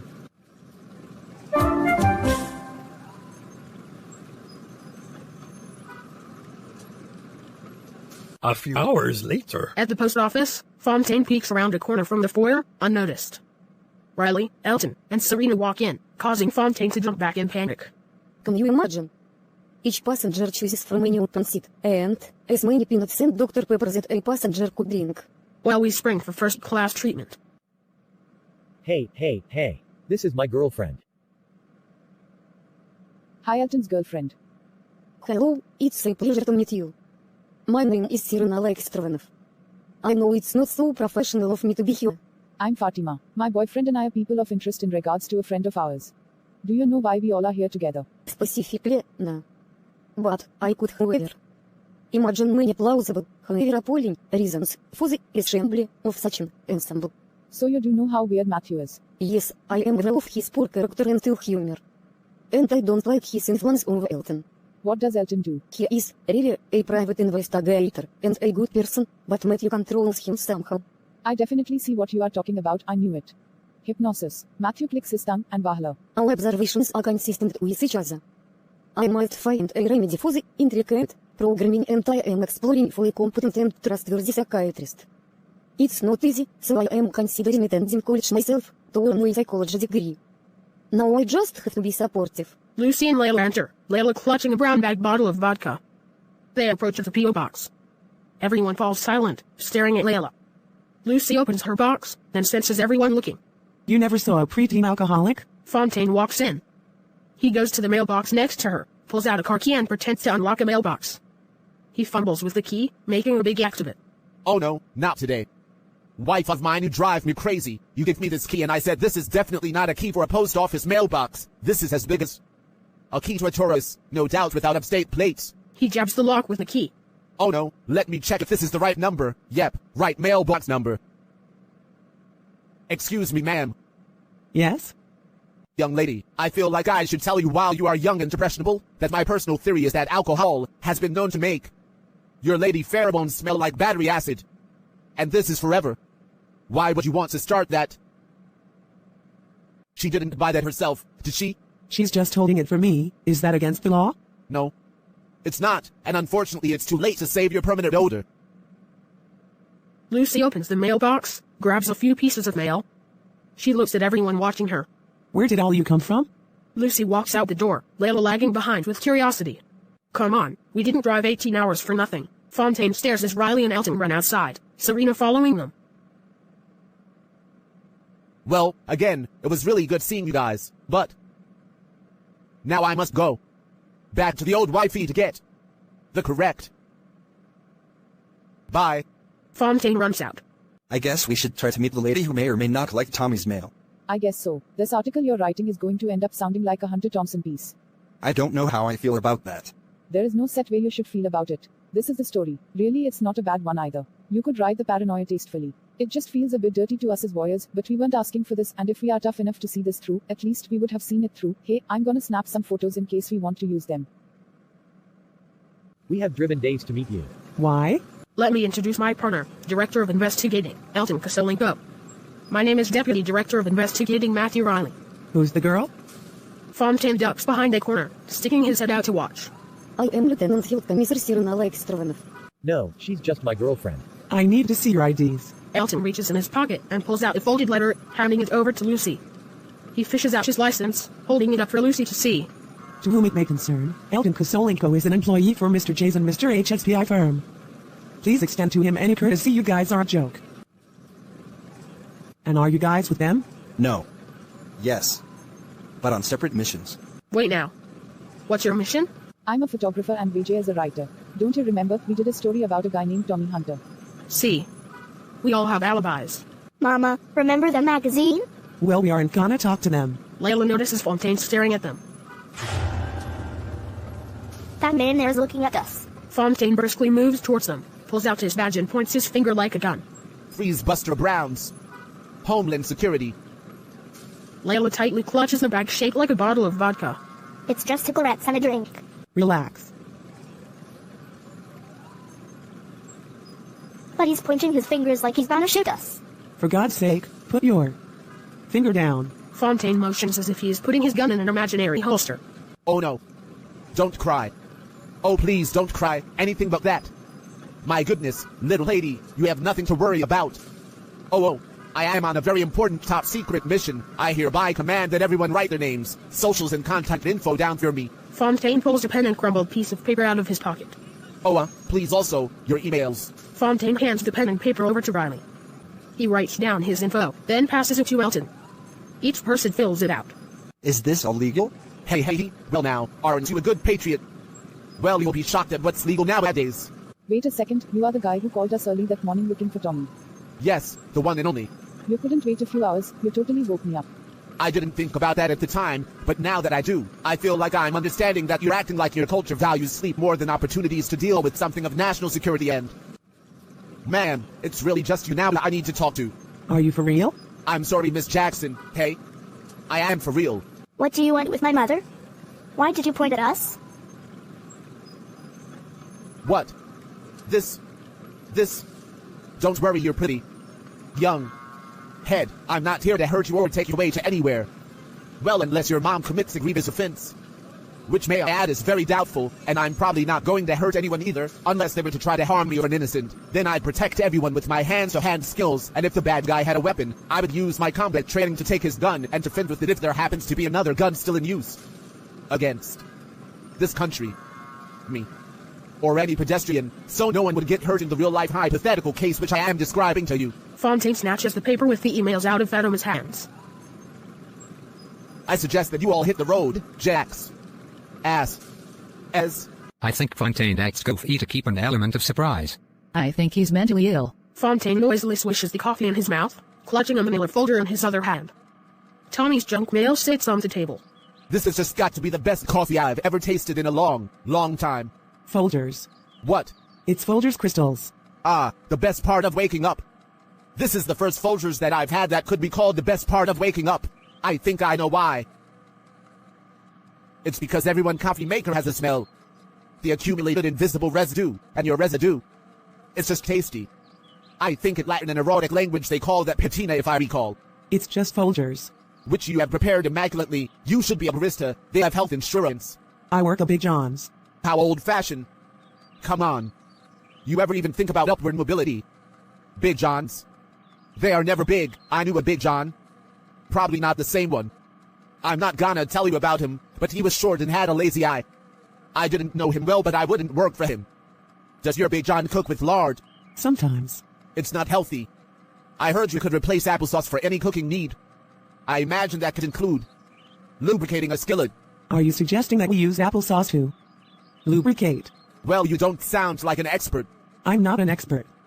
I don't even know why the Leidenfrost effect occurs, but I feel like lard is like oil, that when it's hot it would spread easy and deliver the necessary effect, to my understanding, is something like drawing the steam from cooking food under that food providing a layer to meet the patina. You dictionary people go to community colleges to learn trades. I don't believe in that. Trade schools are where I'm from, where a cook could tell a layman things in plain English. You don't have to try the applesauce trick. I certainly will, for my own healthy edification. Enough small talk. This conversation is sufficiently lubricated for cooking. Okay, what specifically do you want to know? Is your daughter the bastress, or the love child of you and Tommy Hunter? No. Oh. So there won't be any surprise subpoenas to Maury Povich. No, I don't think so. Tommy met me after my daughter was born. Oh, so you must be a clever and self-respecting woman. I don't think you're visiting me to patronize me on my ego. My patronization consists of very sincere emotions, and it's a free byproduct when I meet someone like you. You are much like my own mom, single, working hard to keep food on the table. Could you have guessed my mother used to clean a certain commander-in-chief's house? Not in a million years. Well, I can't say which El Presidente's house it was, but I will say that I am a proud Texan, and let's just say it's not Lyndon Johnson or the second Bush. My point is supporting a youngster is tough enough. And I feel I must tell you that terrorism doesn't pay. This is probably sharing too much, but I actually am not from Texas, and I never knew my mom. I just like to imagine that she could have worked for someone important. Maybe I'm even an illegitimate spawn of someone famous. I don't even know what race I am. Sometimes I could swear that I'm Latino. About Tommy Hunter. I'm his friend. Long lost but still loyal. You look like you really care about him, and I usually have a flare of sense of clairvoyances. I'm going to tell you privileged or quote-unquote sensitive information. But you can't tell anyone, okay? The department has reason to suspect that your lover Dash. That term lover is so weird. I already met his wife who cheats on him. Now you don't even love him. Well, I bet you wouldn't care that he's been listed as a terrorist. No, no way. What? No way you care, or are you in denial? No way is in the denial. Well then, yes way. They are saying he's in the midst of a scheme to simultaneously attack all the concession stands at Yankee Stadium. Tommy's just a trucker. I know. But our DHS hotline notified the FBI days ago. I'm only one man from a newer and much less respected agency. Once FBI lists someone as a terrorist, it sticks. They're going to come to you and say, don't worry about confidentiality. And legally, that you should tell us anything. Why? You're not a psychologist. Or, you know he is only using you for your companionship. At least, tell us how you met him. It was years ago. I was just trying to make it, with a kid. Well, I know he's innocent. Don't need your life story. That guy who called in the tip originally is here, too, following you. My partner and I are still trying to connect the dots, but I guarantee that it doesn't make much sense. Good coffee. What is it that you do for a living? I work at a diner, Big John's. Big John hires local girls, who just dream of upward mobility. That Big John sounds like a big pimp, am I right, Scully? Well, I need to know everything about Tommy Hunter. The FBI has reason to suspect that your boyfriend. I wouldn't call him my boyfriend either. Whatever, our agency is listing him as a terrorist. Tommy is not political. He never talks about presidents or anything. So then just tell us how you met him. It was years ago. He left a big tip. So I met him after work. What would you do? I don't know. I suppose I would let my hair down, call all the girls up and hit a disco. I would meet up with him later. So his plan was to use you for companionship? No. I mean, how would you react to that tip? Oh. You gave him a blowjob? No. I gave him a chance. Yeah. I was being sarcastic. It was impulsive. Scully is embarrassed. Jesus Christ, Mulder. I saw him every day for a while. He was so good with my daughter. He slept in his truck. What a dilemma. The man of your dreams turns out to be a nomad, vagabond, wanderer. Call him what you will. He moved in with me. He paid $300 for rent. Was very helpful around the house. He was always on the road, so it was easier for me to invest myself enough for him. Layla loves him. Are you off your meds or something? It's Fontaine's method. He appears very successful. You know he and Thatcher served in Somalia. Well, I thought absurdity might help. I'll stop it though. This is so lame. I know. But we could probably help Tommy, somehow if we are smart. I know. I was so looking forward to getting my drink on. How was I looking forward to seeing you relax? Our genetics seem to be predisposed, only to go from fun-loving to serious. Yep, there ain't no rest for the wicked. Well, if you mean wicked, cool. But I wish you wouldn't talk this way. Yep. That's right. We keep our depression and bitchiness to ourselves. Lucy sits down at the kitchen table with a dusty binder. She opens it, pulling out a yellowed piece of paper. Lucy's Pothman note reads, in case of any type of emergency, call Fast Joe at 410-963. Jay, depressed, hangs up the phone. He walks a few steps. Then, twists his ankle. Oh, wow. Jay sits down on the curb, his head down. Fatima approaches, holding an iced coffee. She sits down next to him, putting her arm around him. What's wrong? I thought we are just gonna get through this. Everything is wrong. Thank you for the coffee. Maybe I'm just histrionic. Particularly, it's the dirtiness of it all, and I really don't like anything here. Dude, I know I'm encouraging you to do this, but really I'm being here for you, Tommy, too, but this really is your thing. It's only fun for me vicariously, and therefore if you're not having any fun or fulfillment and we are still hanging out here, you're not only giving yourself a bad time, but I'm also will be having a bad time. I'll tell you, I really just twisted my ankle. Oh, I'm quick to project my insecurities on others. What a cliche. Well, you used to often say, 8 billion people in the world. Any noteworthy human experience will be a cliche. Yeah, I guess so. And drama and turmoil is inherent of a living experience. Therefore, whatever one chooses is fine. Maybe we could make a list of our axioms and organize them into an article. Like Confucius meets the world of bullshit. I bet if I was part of that effort, somehow someone from the old country would call me blasphemous, and I don't know if you'd want to stick around with them. I'm gonna call Robbie and have him fly us home. It's not like there's more story here. Hey, baby, are you comfortable? Tommy's friend is gonna have to sit in the back. But when you aren't the driver, you don't have those choices. One day, I'll be your designated driver, and I'll drive us all the way to Maryland, and you'll get relaxed the whole way through. Serena and Riley smoke a blunt. Riley pulls a postcard out of his pocket and hands it to Serena.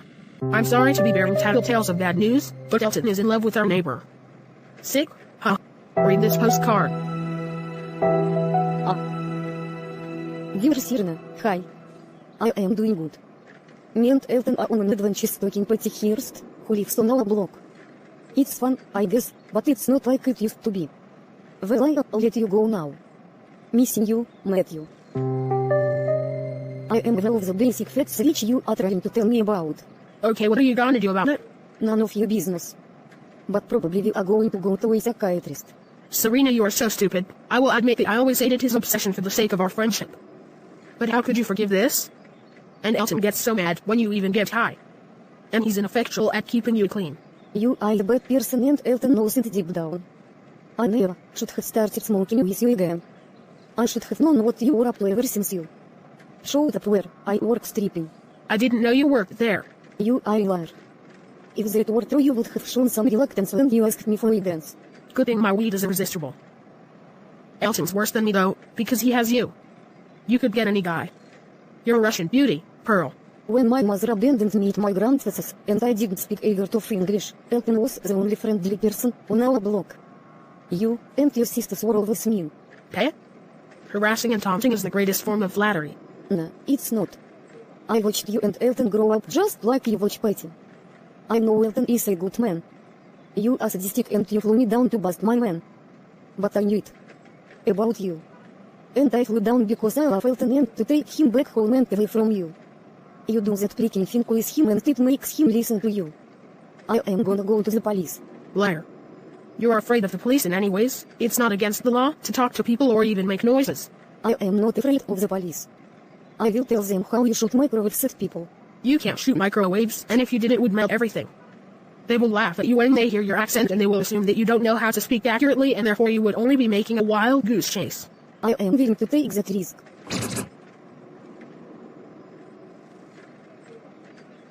Reality check time. It's not against the law to emit or even aim radio waves at people. What would they even call a weaponized radio wave shooter? A sound waver, eh? And Elton doesn't love you or he would be more obsessed with you than with another neighbor. Suppose I was in fact a hypnosis doctor, which I am not, but suppose I was nefarious like that and I or any outside party, natural or super, programmed Elton with his current set of obsessions, then only things he really doesn't depose will catch on. Like I wouldn't be able to make him, say, a necrophile. Or, let's say to kill unless he was genetically predisposed to being a necromancing killer. Am I using the word necromancing right? Maybe bring some candles and mood music. Huh? Well, unless theoretically I blindfolded him, made him listen to a loop phrased, and deprived him of sleep for 60 days while feeding him LSD. Are you proposing that I did that? Yes. He's obsessed with Patty, but you and I both know that it's artificial. I bet that Elton doesn't really know that you strip. I would take you upon that bet, but I don't think that you would pay when you lose. Elton steps outside, approaching Riley and Serena. Serena covertly hits the bowl, blowing the smoke in Elton's face. Elton, please settle a bet. Did you know Serena's a stripper?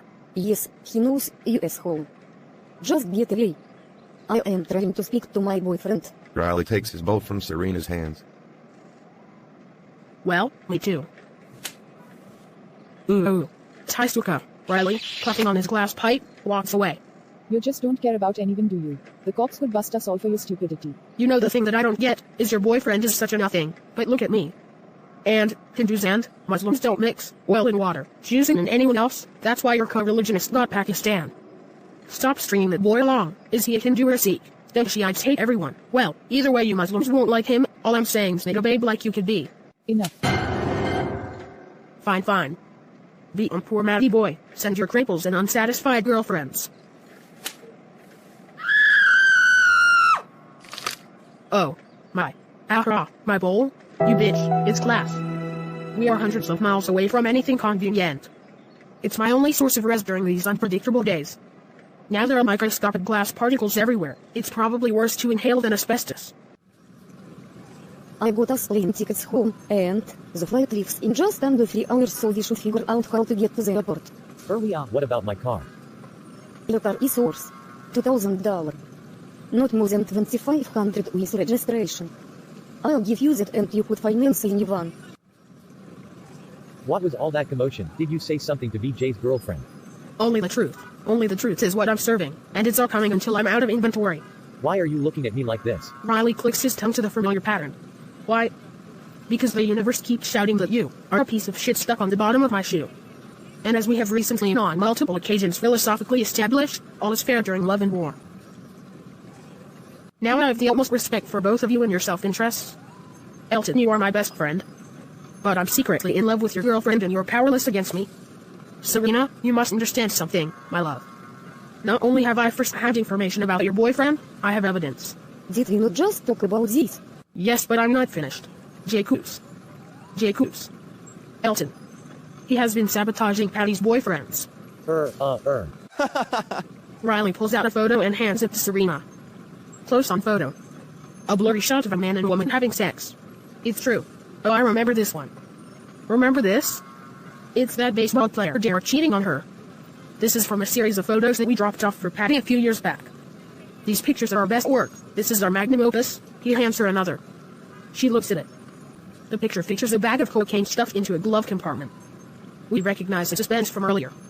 Serena leads Elton away. The implication being that they are flying back to New York. Trojan magnum opus, if you'd like. And this is a photo of the gift basket Derek had delivered like he does for all the floozies after I hook up. It's really classy and nice. I tried to steal the signed back, but Elton thought it just tasteful, Well, it was signed to Osito, and I'm not the teddy bear type anyway. Talk about displaced morality. 20 or so minutes after he is deserted by all, Riley has Elton's car keys, and he is sitting by himself in the driver's seat parked. Mulder and Scully approach. Mr. Matthew Riley, Jr., FBI. I assume you are working on the Hunter case. Indeed we are. This is a very curious case. Your information was very interesting. It's been taken very seriously and has been passed along in the form of briefings to some highly positioned personages. That word always makes me laugh. It means important person, but I never heard the term being used when it wasn't redundant in its sentence. A white van pulls up suddenly. Dr. Wynn and her two assistants in white lab coats get out of the vehicle. No. FBI, freeze, I'm from the shop. This boy is category F. You must leave him alone now. Dr. Wynn's two assistants open Riley's door, and Riley wordlessly goes to them. What the heck? You are disrupting an FBI investigation. No, it's you who are disrupting. What about my new car? That's not your car. Ok bien, vienes conmigo. Scully hangs up the phone. So, Category F exists and means something, but we are not authorized to know anything about it, ever. Even if we become president. But at least the team bugging Fontaine and Thatcher report that he is meeting up with Hunter, and get this, the two agents know Hunter from childhood. I guess we are heading back up 95 to lay eyes on Hunter the civilian, working. I take it that you have gained some optimistic insights into our gang's little issue. Well, it seems like this is a frame job. It's just tough because our guidelines prohibit us from closing a file until we have 100% solid proof. In this case, exoneration would have to prove that it's impossible for Tommy to have conspired. It's very hard to prove a negative. But you definitely have good news, right? Unfortunately. FBI want to close in, the latest, tomorrow in New York at the Met Museum at 3, they want arrests. Whatever you do, please don't get caught trying to exonerate anyone. Maybe you should also dress up. You know, like your favorite entertainer in New York, outlandish and implausible are the norm. Fontaine clambers up onto a loading dock, disguised. He pulls out a pack of chewing to back up. Mulder and Scully pull up with their headlights off and park out of sight. How do people chew this shit? Scully turns up the volume on the car stereo, which is connected to a laser mic, and they view a monitor for an infrared reconstruction of Fontaine and Hunter's conversation. Hey, check this out. Hunter, I prize him. Yeah. Howdy, what's in the box? Howdy ho. Which one? I mean all of them. Or what's in a box that you would consider as representative of your cargo? Hunter bends down, opening a box, and pulls out a copy of the intelligence report.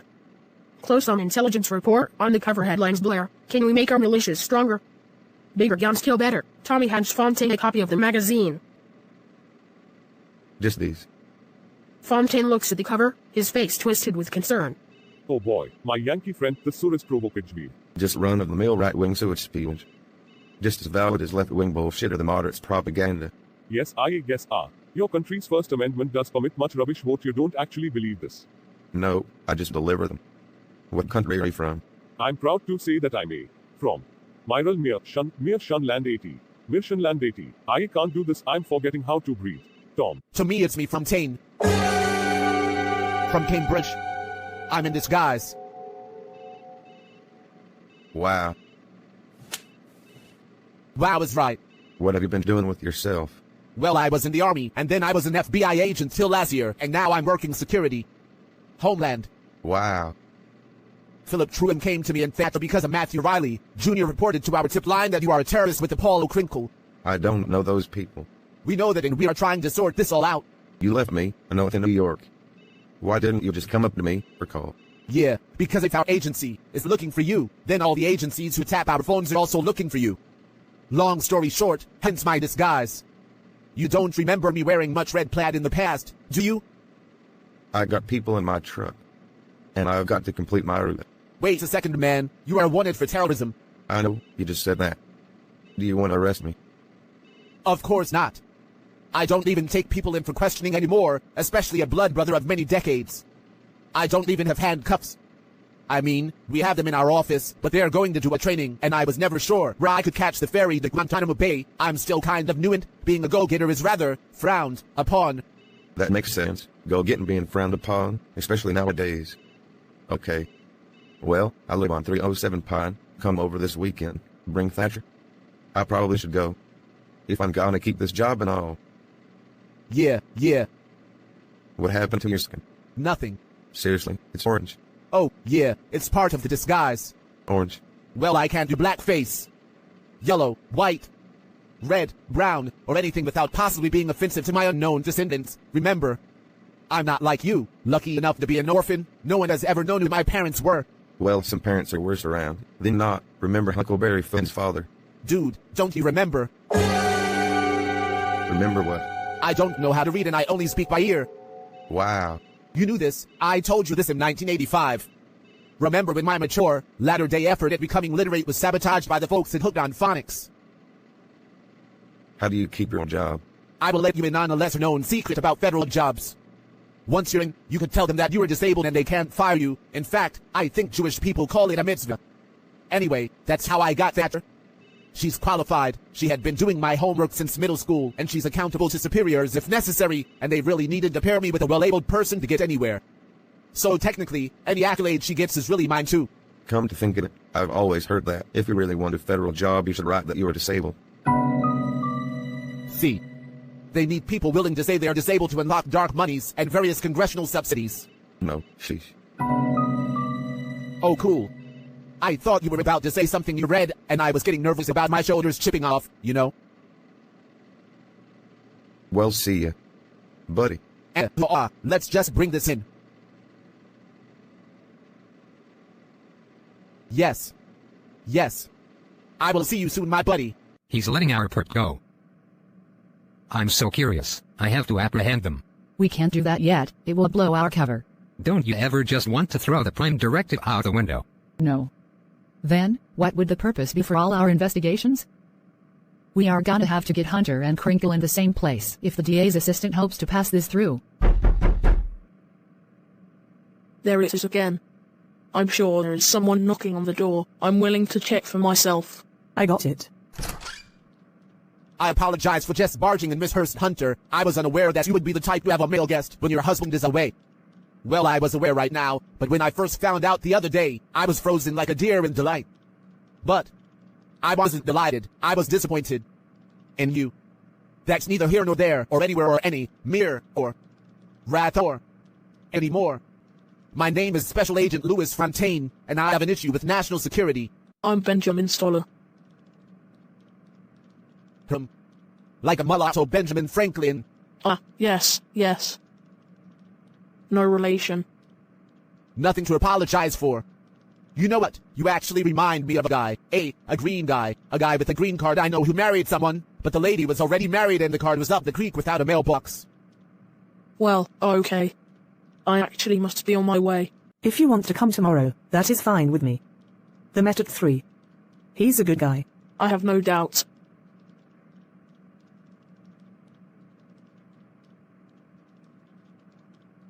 Your husband's in trouble. I'm a long-lost friend from Cambridge. I heard of you. So you work for the government now? Yeah, well, I'm your husband's best friend. Anyways, we got a tip from this block, from a Matthew Riley. Wow, he's a lawyer who lives across the street.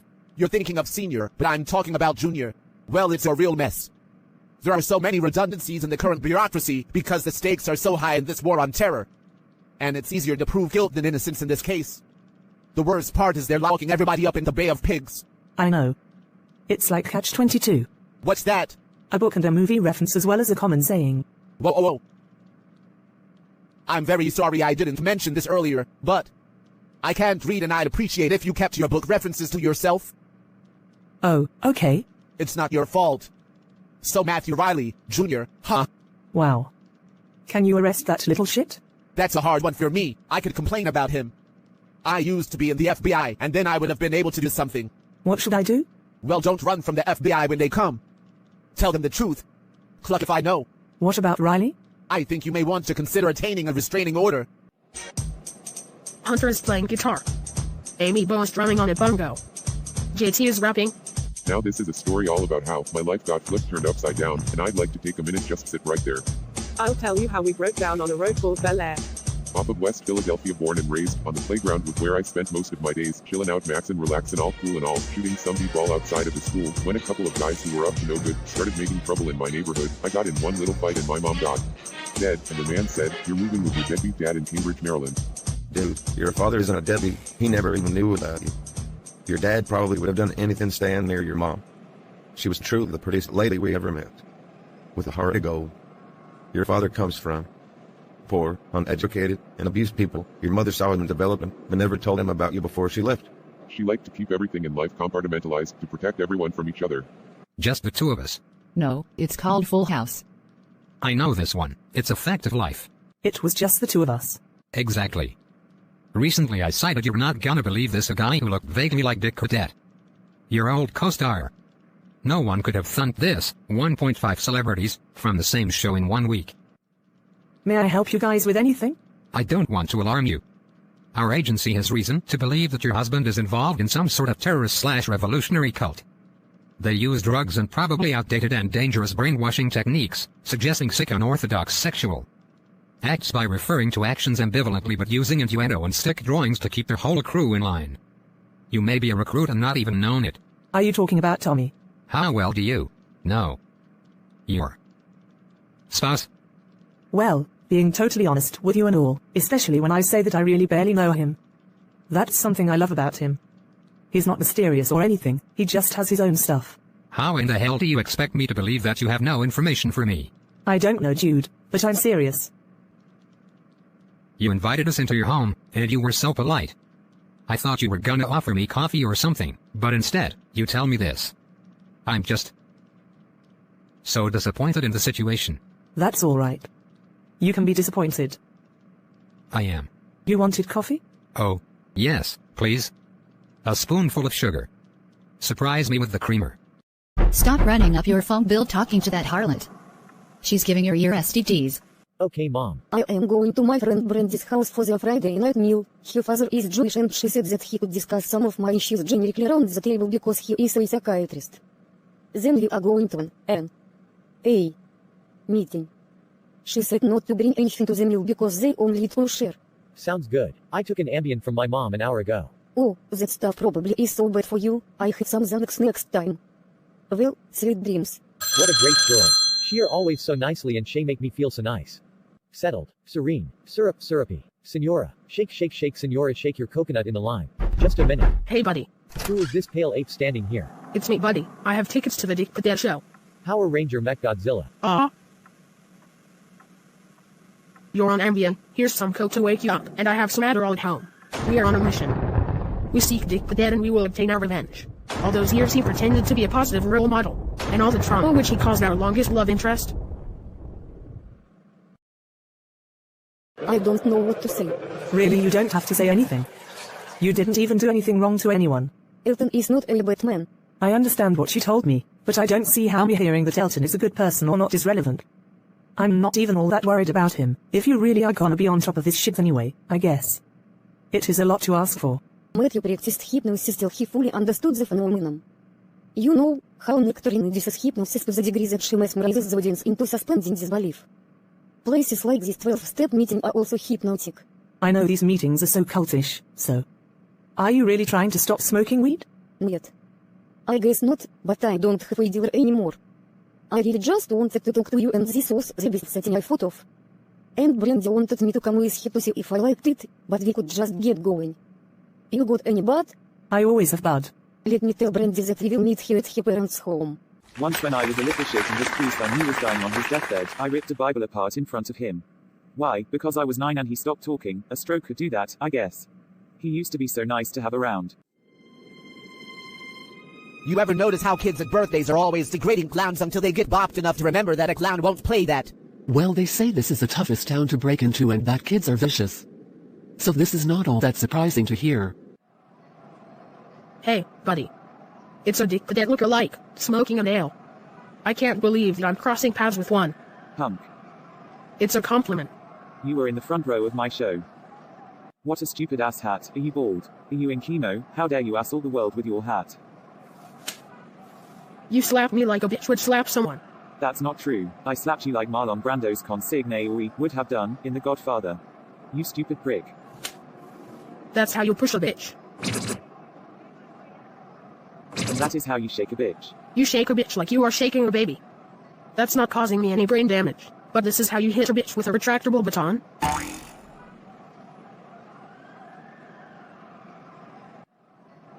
Elton's wallet falls to the ground in the tussle. That was an accident. Stop this. What are we even doing here? Cadet is on the ground in pain. Let's get out of here. We're beginning to stink like this. Stinking. Man. Time to shine. Let's see what we could do. How many times am I gonna get to disguise myself like my favorite musical ensemble? Oh flip. I blew myself. I feel so stupid. And nauseous. I can't go out like this, even in New York. I look like a clueless narc. I might as well go as a civilian. The book is called If This Is Where This Is Going. I would like to end this now, and I feel it's very applicable to our situation. Alright. Loose lips sink ships that are made of shit. Just shut up already. I'm gonna stand. Ma'am, you look so sad and blue. And even somewhat familiar. What is wrong? Do you need some marijuana? That's so sweet, like the sweetest anyone has ever been to me. What's the matter? My work and my personal life has collided. And an ink bomb blew up in your hair, but what about your skin? Anyways, your words sound like poetry, something I don't understand or care for. But I instantly feel, chemically and electromagnetically pulled toward your... As do I. I think that you probably are much prettier than you can imagine. No, you don't mean that, do you? I don't like, kissing, but I like talking to, you. Maybe. A gay? You probably like weed? No, and no. I was, liking what you, were saying to me. See, y'all wouldn't want to be you, or your blue lady. I think our shadow bus guests have arrived. Brina, your friends are here. More junkie friends. I believe she is the junkie friend out of the peer group.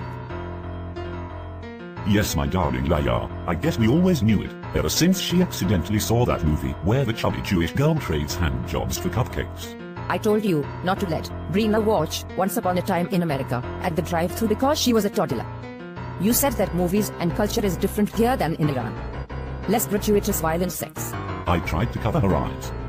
Like the robbery rape scene, as soon as I knew that that lady was going to rob to her right then and there I covered her eyes with my hands. I even sang the Hebrew folk songs to her to distract her, and I missed whether the word victim was an accomplice, and I will never know what Serchiolian meant. It's like I don't know his take on that one detail, or if he doesn't have a take, and it's 4 hours long, so I'm not watching it again. If I rented it, it would be so overdue. That sacrifice was done with a peaceful heart, because I love our daughter. Yep, well. Good Shabbos, my wife, my ISS Kielod, Quaker Kielod Neil, your chitel is so beautifully and uniquely made up, totally worth the weekly $74.99 shampoo and style, and, why this week, your wig is the exact same color as Kate Winslet's from Titanic. And you were definitely the wind beneath my wings as sung by Bette Midler. Oh, don't you forget it. I feel so comfortable with you, like I could say whatever I want to you and you would just accept me. For who I am. Come on, how could people have such a hard time accepting you? Feel free to say whatever you want.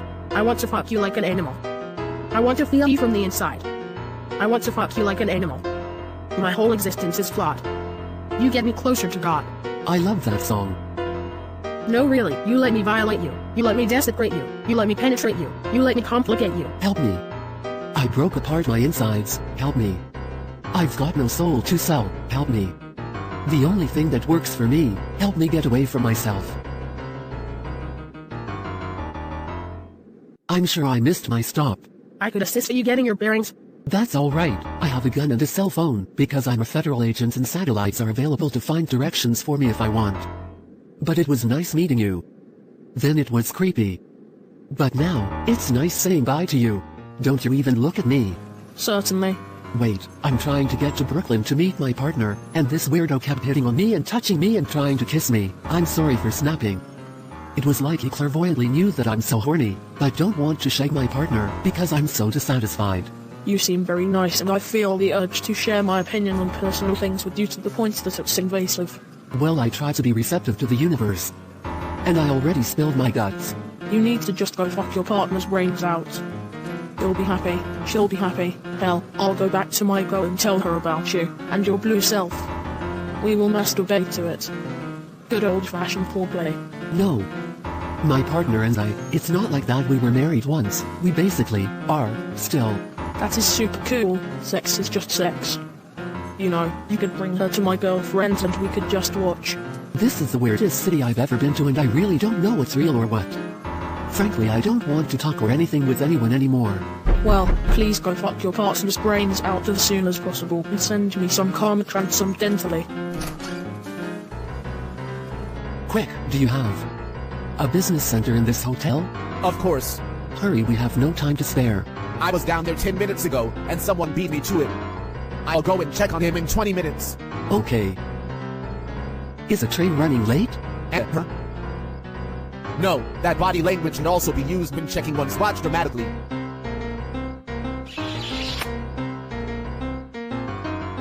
What the heck are you doing, woman? You want to make yourself a brown face and me a gray face? Oh, you're right. I'm sorry. Well, don't be sorry. You could face the bed and we could just do it that way. Cadet, Crinkle, Halle Berry's cousin, and Squirrel smoke out of a bone. Cadet shows them Elton's ID. We will help you take care of Charlie Brown, or should I say, Rosolinko. And you will now be our long-awaited peppermint patty. Thank you, you won't regret this. We have been waiting for a peppermint patty for a long time. Isn't it a girl's name? No, it's a boy. He has a girlfriend, Marcy. Sometimes peppermint is gay for Charlie Brown, but I am not phobic of homosexuality. Gay is better than you would think, and half. Gay is better than that. For those gifted. Inaccurring their ties to their heart's content. My father was a gay, and he was killed for it. Well, be gay all you want, but don't touch my butt. Please, Peppermint, don't be rude. I'm not a half gay or any gay, but you shouldn't be talking about butts like that. Why, you don't just walk up to a random woman soliciting for her to refrain from. Chapeautin her shadow the nickel in your shingles super ear. Hey, I love gays. And while we are at it, Jews in all the colors. I hope so. I have been hurt recently. I don't like handling disappointment. What do you think of immigrants? The more the better. I hope more calm. If America is mostly just white people, I don't want to stay here alone with you or them. I'm gonna take my American money back home and be an oligarch if it gets too bad. Ralph said that I could come. I don't know if that's a real good idea, because we might have to rescue Ralph's brother, and the car is small as it is. Listen to me, please. What? Listen, I have interacted with the Perts. And with the special comic book caliber powers I've gained since becoming blind from birth, I could track them better than anyone else on a case. Where is Fast Joe? I happen to know Fast Joe quite well. We could go to his office to get him. Where does he work? At this point in our relationship, I don't think I am comfortable enough telling you any more than what you know already, and that I am fully able to convey step-by-step directions to any driver willing to accommodate my handicap. Like getting you a ramp.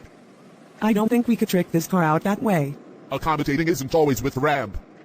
How stupid, even though the term handicap sounds like someone with their hands capped off, feet, too, by extension, and therefore it's natural for some brains to conjure images of ramps when hearing handicap, or so I've been told. Not to mention, the handicapped symbol is a stick figure sitting on the radius of a circle. Is that so? The word radius doesn't sound inclusive to me. Who made wheelchairs the face of the handicaps anyway? No. Who is talking to me? Let me touch your face. That's enough of that. Hey, Troy. How are you doing? Hey, Fast Joe, pretty good for a blind guy just beaten within inches of his cock by a couple of cunts. I hate cunts. Just the word makes me cringe from the foul imagery. Why don't you just Say the C word if you can't live without the word in your vocabulary. That sounds like a combination of integrity and defiance. I don't know how I feel about that, especially considering that I've been uninvited from this road trip. Wait till Ralph hears about this. He was looking forward to having the house to himself. Now we are gonna have to smell each other's farty butts for another consecutive night. I know that we are going for Tommy and all, but I have to tell you how much I appreciate this ride, because my son is with Tommy now, and if Tommy was arrested or injured, my son would be in danger as well. Yeah, I'm glad to help in every way. I was not totally clear on the details and all, so now the urgency makes more sense, otherwise we would be driving up to New York to be warning Tommy redundantly. And that would be a lot of effort for knowing so little, and that would make this too impulsive to sit right with my character. So personally it's good for my psyche that we have something real that we are trying to accomplish. Now we can sit back and enjoy the journey. I feel very kindred to you guys. Well, that makes some sense. We both represent home for our mutual friend. Yeah. How old is your son? He was born in '87. You know what? I never asked, because they say his birthday first. I never got to counting it out. I really just found out about him when I got him. Last week. Why is your son in New York with Tommy? What I gather is that one of the guys looking for Tommy came there, and kicked my dog, and then Jeremiah drove he and my dog in Tommy's car up to Baltimore, but he got a flat, but Tommy was not far from him and he picked him up. So he's a good kid. I would never want to imply otherwise. Somewhere out there beneath the pale moonlight, someone's thinking of me and loving me tonight. Somewhere out there, someone's saying a prayer that we'll find one. You have one voicemail. Hey, punk. I got a lead on the Bill Robinson case. I don't care if you got the goddamn measles. You get over here. Check your goddamn emails. If I don't see you in the morning, I'm gonna have your badge and binoculars. This is Mr. Henry, and this is a message for Elton Kasolink. Ski. Bye. Elton hangs up the phone, sits at his desk, and turns on his computer screen. He opens his inbox, ignoring an email from Mr. Henry, titled ASAP. Below that, another unread email from cougar9.11@yahoo.com. I know where Tommy is. For one time only, meet Tommy Hunter. Saturday, July 15th, 2003, Tommy Hunter will be at the Met. We think that that's the Metropolitan Museum of Art. 3:30. Be there. Riley, binoculars to his face, watches Elton from his bedroom window. Elton leaves. What a fuckface. He literally has the same face every time, even when he is fucking. Therefore he is indeed a fuckface. Who's the black private dick that's a sex machine to all the chicks? Shaft, you're damn right. Who is the man that would risk his neck for his brother? Man? Shaft. Riley perches on a ladder, peeking into Elton's room. Seeing nobody there, he opens the window. Riley climbs inside. He reads the still open email. Whoa. You. Oh. A rainbow. I don't see a fucking rainbow. You are so stupid, it's Richter. Dude, the made you look game is old. Well, I won't let you sit in my shoelaces. This rainbow has inspired me to quote a general known as Patton. Hey, you got me thinking of Patton Oswalt. Well, fucking forget it. Okay, where's the rainbow? Hi everybody. Are with this team rainbows? Please tell me that you did not fail my XTC, the Battle of Skittles XTC. It was going to be as your Pritz for after our victory. I will not tell about past line unless I'm a liar. Did found the Skittles and thought it was plain candy, and when I started stripping, him admit, alphabet, then he finished it. I was like a what? I was like a what? And we were both fucked. Where is this fucking rainbow? I received a computer envelope sent by AOL spy with the code name COUG-A911. That on its own is quite intriguing, but the information she has provided seems to be relevant to our current vendetta. Somehow, that's my educated hunch. She said that she's onto us. Well, really, she said she's onto me. And she knows what we have been doing this summer. She says that if we go to the Met Art Museum, we will find everything that we are looking for. I'm pretty set on saying where Kosolinko lives. We have his address and he has come to our home. Which also happens to be a place of business, too. And he came to my place of business last night. Have you been inside ever? A while back.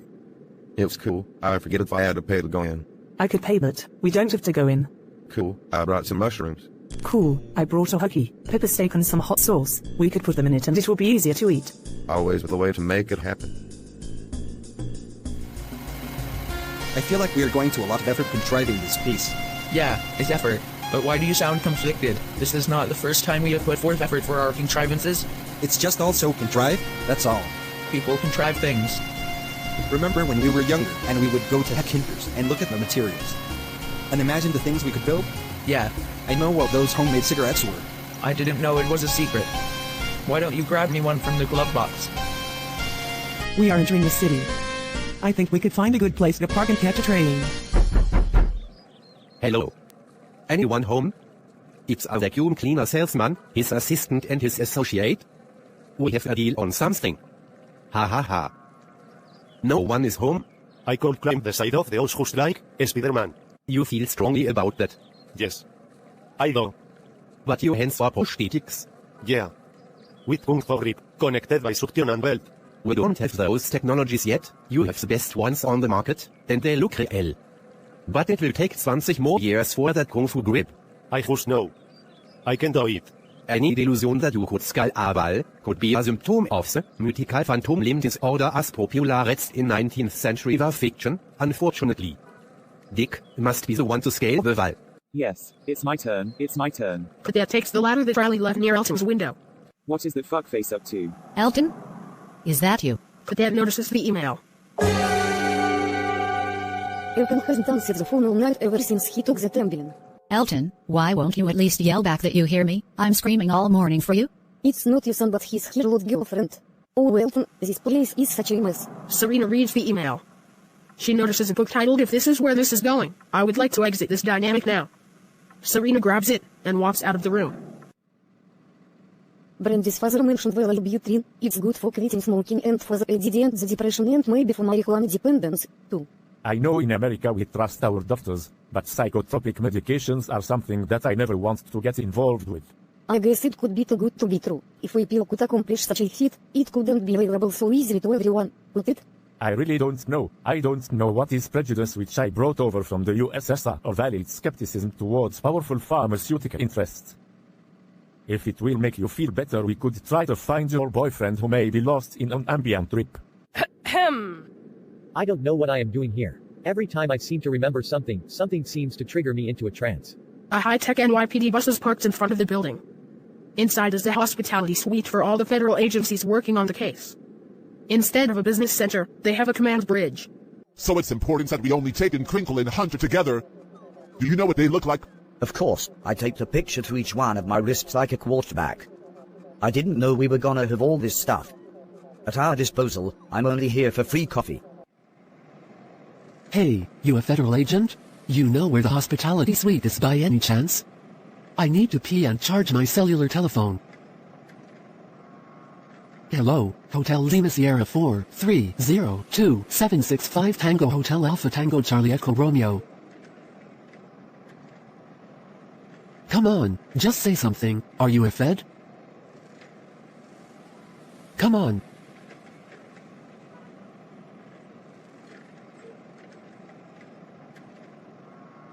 What the snap? You look familiar. Whatever. Riley walks further across the street and watches Elton through binoculars. Behind Riley approach Dr. Wynn and her two assistants. Oh, hey, how's it going, guys? You didn't come to your appointment. My driver is over there. He is preoccupied. Well, you must come with us now. Can I tell him something? What? I want to click with my tongue in this distinct fashion to shift him back into a trance. No, that is not a good idea. Dr. Dussander would have let me. Well, I'm not Dr. Dussander. Whatever. Excuse me, doctor? Yes. I'm a Homeland Security agent.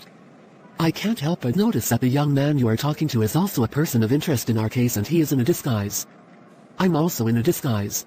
He always appears interesting, but he is not worth the trouble, and everything and everyone invested usually is disappointed by the returns. Many people make the mistake that his character may prove otherwise, but in the past, it has proven only a suitable fodder for one's fantasy. Here's my card with my fax number and email. Please send over a release for the judge to fill out so we could discuss this in further depth. Thank you. I will get in touch at my earliest convenience. Hey, this is the Kozolinko. Fuck yeah. My squirrel, I feel weak, and my legs are chilly. In this battle killed, please bring me my baseball bat and a snot off blow. After all, I am the only one who didn't get any skittles. So let him boss. Hey, I never got to swing a bat at anyone before and Kostelenko jumped me the other night. Can't you let me swing at him? I want to use the baseball bat. That is fine. Oh, okay. Elton is right there, and there is someone about to hit him with a baseball bat. Hey fuckface, remember me? No bueno. No hitting in New York. No hitting. Just about a year ago we felt real tragedy, and we as a city decided to answer with non-violence. It's not our fault that the US answered the Taliban with a war. But officer, he and his friend beat me up the other night. Is this man telling the truth? Excuse me, officer, the man in the mask is my associate. What seems to be the problem? Can you give me a minute to process this situation before I answer? Why, yes, of course. I like to respect a man who likes to think before he talks. I am sorry it was explained that this blonde-haired fellow beat up my friend the other night. Your eye. Don't be forward like I was with a shooter. We were forward, but ultimately we figured out that it too was contrived. You didn't know about my glass eye or my taste in futuristic-looking eye patches, did you? Yes, my real disability is lack of depth perception. Oh hi, fancy meeting you here? Yep. I hear you are a good guy. As an ideal, I would like to live up to. You must be Benjamin. Hey, yeah, I am. Like Benjamin Franklin, as some point out. How's it hanging? It was cool. I'm tripping alive fantastic. Well, I can't say that I've tripped any time recently. I take Concerta every day. Once I dropped acid like last week on Concerta, and I think the acid didn't work because of the Concerta, but I'm not a pharmacologist, and who's to say it wasn't a bum hit or that my denial wasn't the manifestation of my trip. But I'm not trying to be too deep. Hey buddy, I hear you are signing papers in your divorce now. Yes. Yes, the task at hand. Ben pulls out paperwork for Hunter to sign. Could I go now? It's not like I actually got to hit him, and it's not like he wouldn't have had it coming. I don't want to detain you, but you are attempting to assault Guy. Unfortunately, I happen to have caught that. We're just gonna have to wait till I hear back from my superiors before I do anything. I appreciate your patience. Well, I don't want to just stand here, with all these weirdos just looking at me. They make me uncomfortable. Take this guy here. I mean, take this guy, please. He thinks he's the real home ED clown. He doesn't even do the bits that well. I am to home ED clown, and I don't come to your place of work and disrespect you, do I? What the hell, officer? I thought there was no hitting New York City anymore. That's not hitting. That's just a good one. That's part of my signature bit. Yep, he does that on that show. See? Now. Now do me. Do me now. What are you talking about, officer? Hey, just give me a bebop with that homie sock of yours and say that line. This sock is full of change. It's probably a bad idea to hit you with it. How about an open-handed slap? Yeah, dude, whatever. Just say the funny line. Homie, don't play that. That's right. Homie taught my generation not to disrespect people even if their job is being a clown. It was important in my house. My father was a clown, too. What about me? I was famous too. An archetypical father, probably much like your own. You didn't play a crushed, drug addict alcoholic who was never home. No, but that's what I am in real life. What a loser. How do you work here? I'm a street entertainer. Mr. D. Clown, I'm gonna have to ask you to keep moving. This guy isn't stable. I sincerely thank you for the laughter you bring. I'm Dick Cadet. You know who that is, right? Yes. But this is New York, and my friend once bumped into Bill Murray, you know? That's mega famous. He starred in Mr. Trojan's Magnum Condom with the guy from Jaws. Oh, Wilton. Oh, Serena, what are we doing? Where are we? We wanted to find human being. Ma'am, are you saying that this man is sleepwalking on a doctor-prescribed medication? Yes. Well, you must take him out of here. There is police business happening now. Yes, officer. You will leave immediately. What? How is this fair? You don't even need to call your commander about letting him go. Oh. Where the hell have you been? I've been waiting all morning for you. Did I miss anything? Nope. I'm just waiting for FBI to get here before I fall back. Oh. Yep. Are you noticing that it looks like it rained yesterday? Yeah, listen. I need to whiz, so bad. And all the places out here want you to buy something to use. Well, you just got to go try out their hospitality bus. It's a new one. Rumor is it that it has a bidet. Anyways, I have this covered. Okay. I'll be right back. Yeah. Yep, my buddy. Well, Tommy, I'm thinking I should go. What do you say? Well, Good luck and all. I can't wait to see you on the other side, especially now that I know where you live. I wish I could be more supportive, but you know how it is with orders and all. Hopefully we will find them quickly. Who knows? Maybe we will get to look around the exhibits after all. I hope it's that easy. Yes, this is the perfect mobile hospitality suite. My partner currently has eyes on Crinkle and Hunter together. Good. Let's go to the bridge and see how they want this to go down. Who could that be banging on the door? Thank you. I was dying out there. Which way is the bathroom? I think right behind me. Thank you. Is there a bidet? I don't know. You'll see. Good job. We finally got eyes on Hunter and Crinkle. Yes. Do you want Mulder and Officer Friendly to move in? Not just yet. Maybe you should radio Friendly to stall Crinkle while we see what this Benjamin Stoller and Hunter are up to. Roger that. Oh, Mr. Truan. Oh, Becky. Thank goodness you are here. Do you know anything about this guy calling himself the Cadet? Yes, I think he buys narcotics from Crinkle. Oh? Scully, have them taken Cadet as well. You guys know each other? Didn't you say that you wanted to take pictures of the divorce? No, yeah, but I'm kind of stuck in my head now and I don't know. I just don't feel into it. Well, at least Tommy's being cool. Well, Tommy Hunter is always cool. I hope it doesn't hit him like a ton of bricks on the drive home. I was eavesdropping on you guys randomly, and I can't help but remark that you guys are talking about Tommy Hunter. Who are you? Well, Jeremiah Tomlinson. I'm a federal agent. And we, back in the hospitality suite, are wondering what you might be doing with a guy like Hunter. As well as you, ma'am, Miss Amy, Bo Buckle. Oh, here you are. JT, we got to go now. I've been in the car for 6 hours and I'm at the end of my rope. I didn't even eat breakfast. Yeah, this guy in the suit is creeping me out. What? I'm a federal agent. And actually, Mr. Green Shirt and Tie, Jeremiah, here. I hate to cut you off, but Jeremiah, here is a ward of the state of Maryland and the governor's office of the state of New York has provided us. What the fuck ever. Just get out of here. Take the kid and do something with his girlfriend, too. Get. Don't got to tell me twice. Alright, Miss Bobuckle, is it? How old did you say you were? Hey, Tommy Hunter? Yes. I'm Special Agent Mulder. The FBI has been following you in multiple cases. How many cases? Oh, I haven't counted, but your name comes up frequently enough and randomly enough that we imagine, if you were innocent, you would have to be the Forrest Gump of what the Bureau would consider remarkable events. I am anything but remarkable. Yeah. Do you by any chance know what happened to Stephen Lantern? Stephen?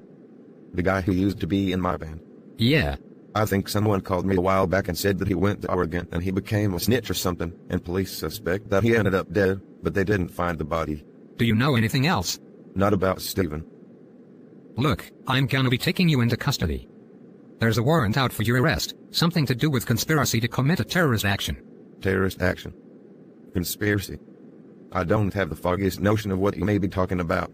Well, you and Rodney Crinkle will get to explain everything in an office at a local detention center for this region. Did he just say my name in connection with terrorism? Yes, I'm afraid, sir. This is why I had been ordered to detain you. This is crazy. Also for drug trafficking. We raided your home about an hour ago, but anyway, you must have heard what I said about explaining yourself down at the local detention center for this region. Which one? I don't know yet. Let's go to the car, guys, and find out. But out of curiosity, Squirrel is Woodstock. You're number one, and you are the Red Baron. Yes? Well, it's my understanding of Peanuts canon that the Red Baron is Snoopy's arch nemesis, and Woodstock is Snoopy's number one. How could he be loyal to Baron's number one? I'm not understanding your point. Dude, that's your guy. He's getting arrested with some others. What should I do? Fatima will for sure think of something obvious if we get back home and we don't do anything. Take the press pass and go bullshit until you get your friend out of trouble. Jay runs over to Tommy being arrested. Hey, Tommy. Vijay, what are you doing here? I'm tripping mushrooms now, and the last time I saw you I was tripping. Are you a hallucination? Man, you've been framed by a guy who is obsessed with your wife. You must mean my ex-wife. Yes, I guess. It's all so odd. I was thinking about doing a follow-up to that article we did about you and, seemingly unrelated to that, these federal agents started contacting us. I mean, it's tempting to think that my interest in you started all this, but I just don't see how it's possible. Magical thinking sure is tempting, huh? Sorry to cut you off, short stuff, but we have a date with my supervisor. Ravi Krishnamurthy, Associated Press. My colleague and I have been following the subject for your arrest for this story about a framed job where a kid sends on a tip on a hotline. No comment, no comment. Oh hey. Truant instructs Scully to leave the car. She does, and he gets in the driver's seat. You don't smell like my partner. Did you just fart before I came into the car? Yes, I did. Hey, listen, why don't you go back to the hospitality suite? I'll take these 3. Are you joking? No, really, I got it. Well, you don't have to tell me twice. Hey, where are they taking him? Where are you taking my electrical conspirator, the hunter? We did not get acquainted yet. What is going on? Wow, Philip Truant. Yes, Tommy. What the hell is going on? I wouldn't pretend to know, but let's drop these clowns off somewhere. We are a block away from a subway that could take them where they want to go. I feel like we should find Fontaine and have a proper reunion. Maybe on your own time would be more appropriate. I think Fontaine got a bum rap when it comes to you, probably because he reminds you of yourself. Maybe so, but that changes very little. When do we want to call it? Well, it's your call. Layla will be looking at the exhibits until it closes. Maybe you could call someone, like the people who brought Jeremiah to you. Oh yeah. Good idea.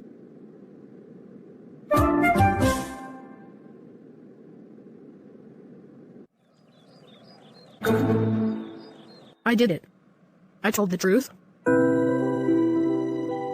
Well, I thank you for clarifying everything. Donata. Yeah. Do you want to? No, I am gonna split. My mother was a witch. She was burned alive. Thankless little bitch for the tears I cried. Take her down now. Don't want to see her face. Blistered and burnt. Can't hide my disgrace. 27. Everyone was nice. Got to see them. Make them pay the price. See their bodies out on the ice. Take my time. Am I evil? Yes, I am. Am I evil? I am man. Yes, I am. A what? Is everything all right in there? So a rabbit is running in the woods and sees a deer smoking dope. He says, "Deer, put that SHIT down and come run with me." The deer puts it down and comes running. They see a turtle on cocaine, and the rabbit recruits him too with the regular promises of healthy living. They get to a lion, shooting black tar. The rabbit begins to open his mouth to recount his spiel, but the lion just takes one look at the band of recruits and says, every time Rabbit takes ecstasy, he tries to get everyone to come running with him.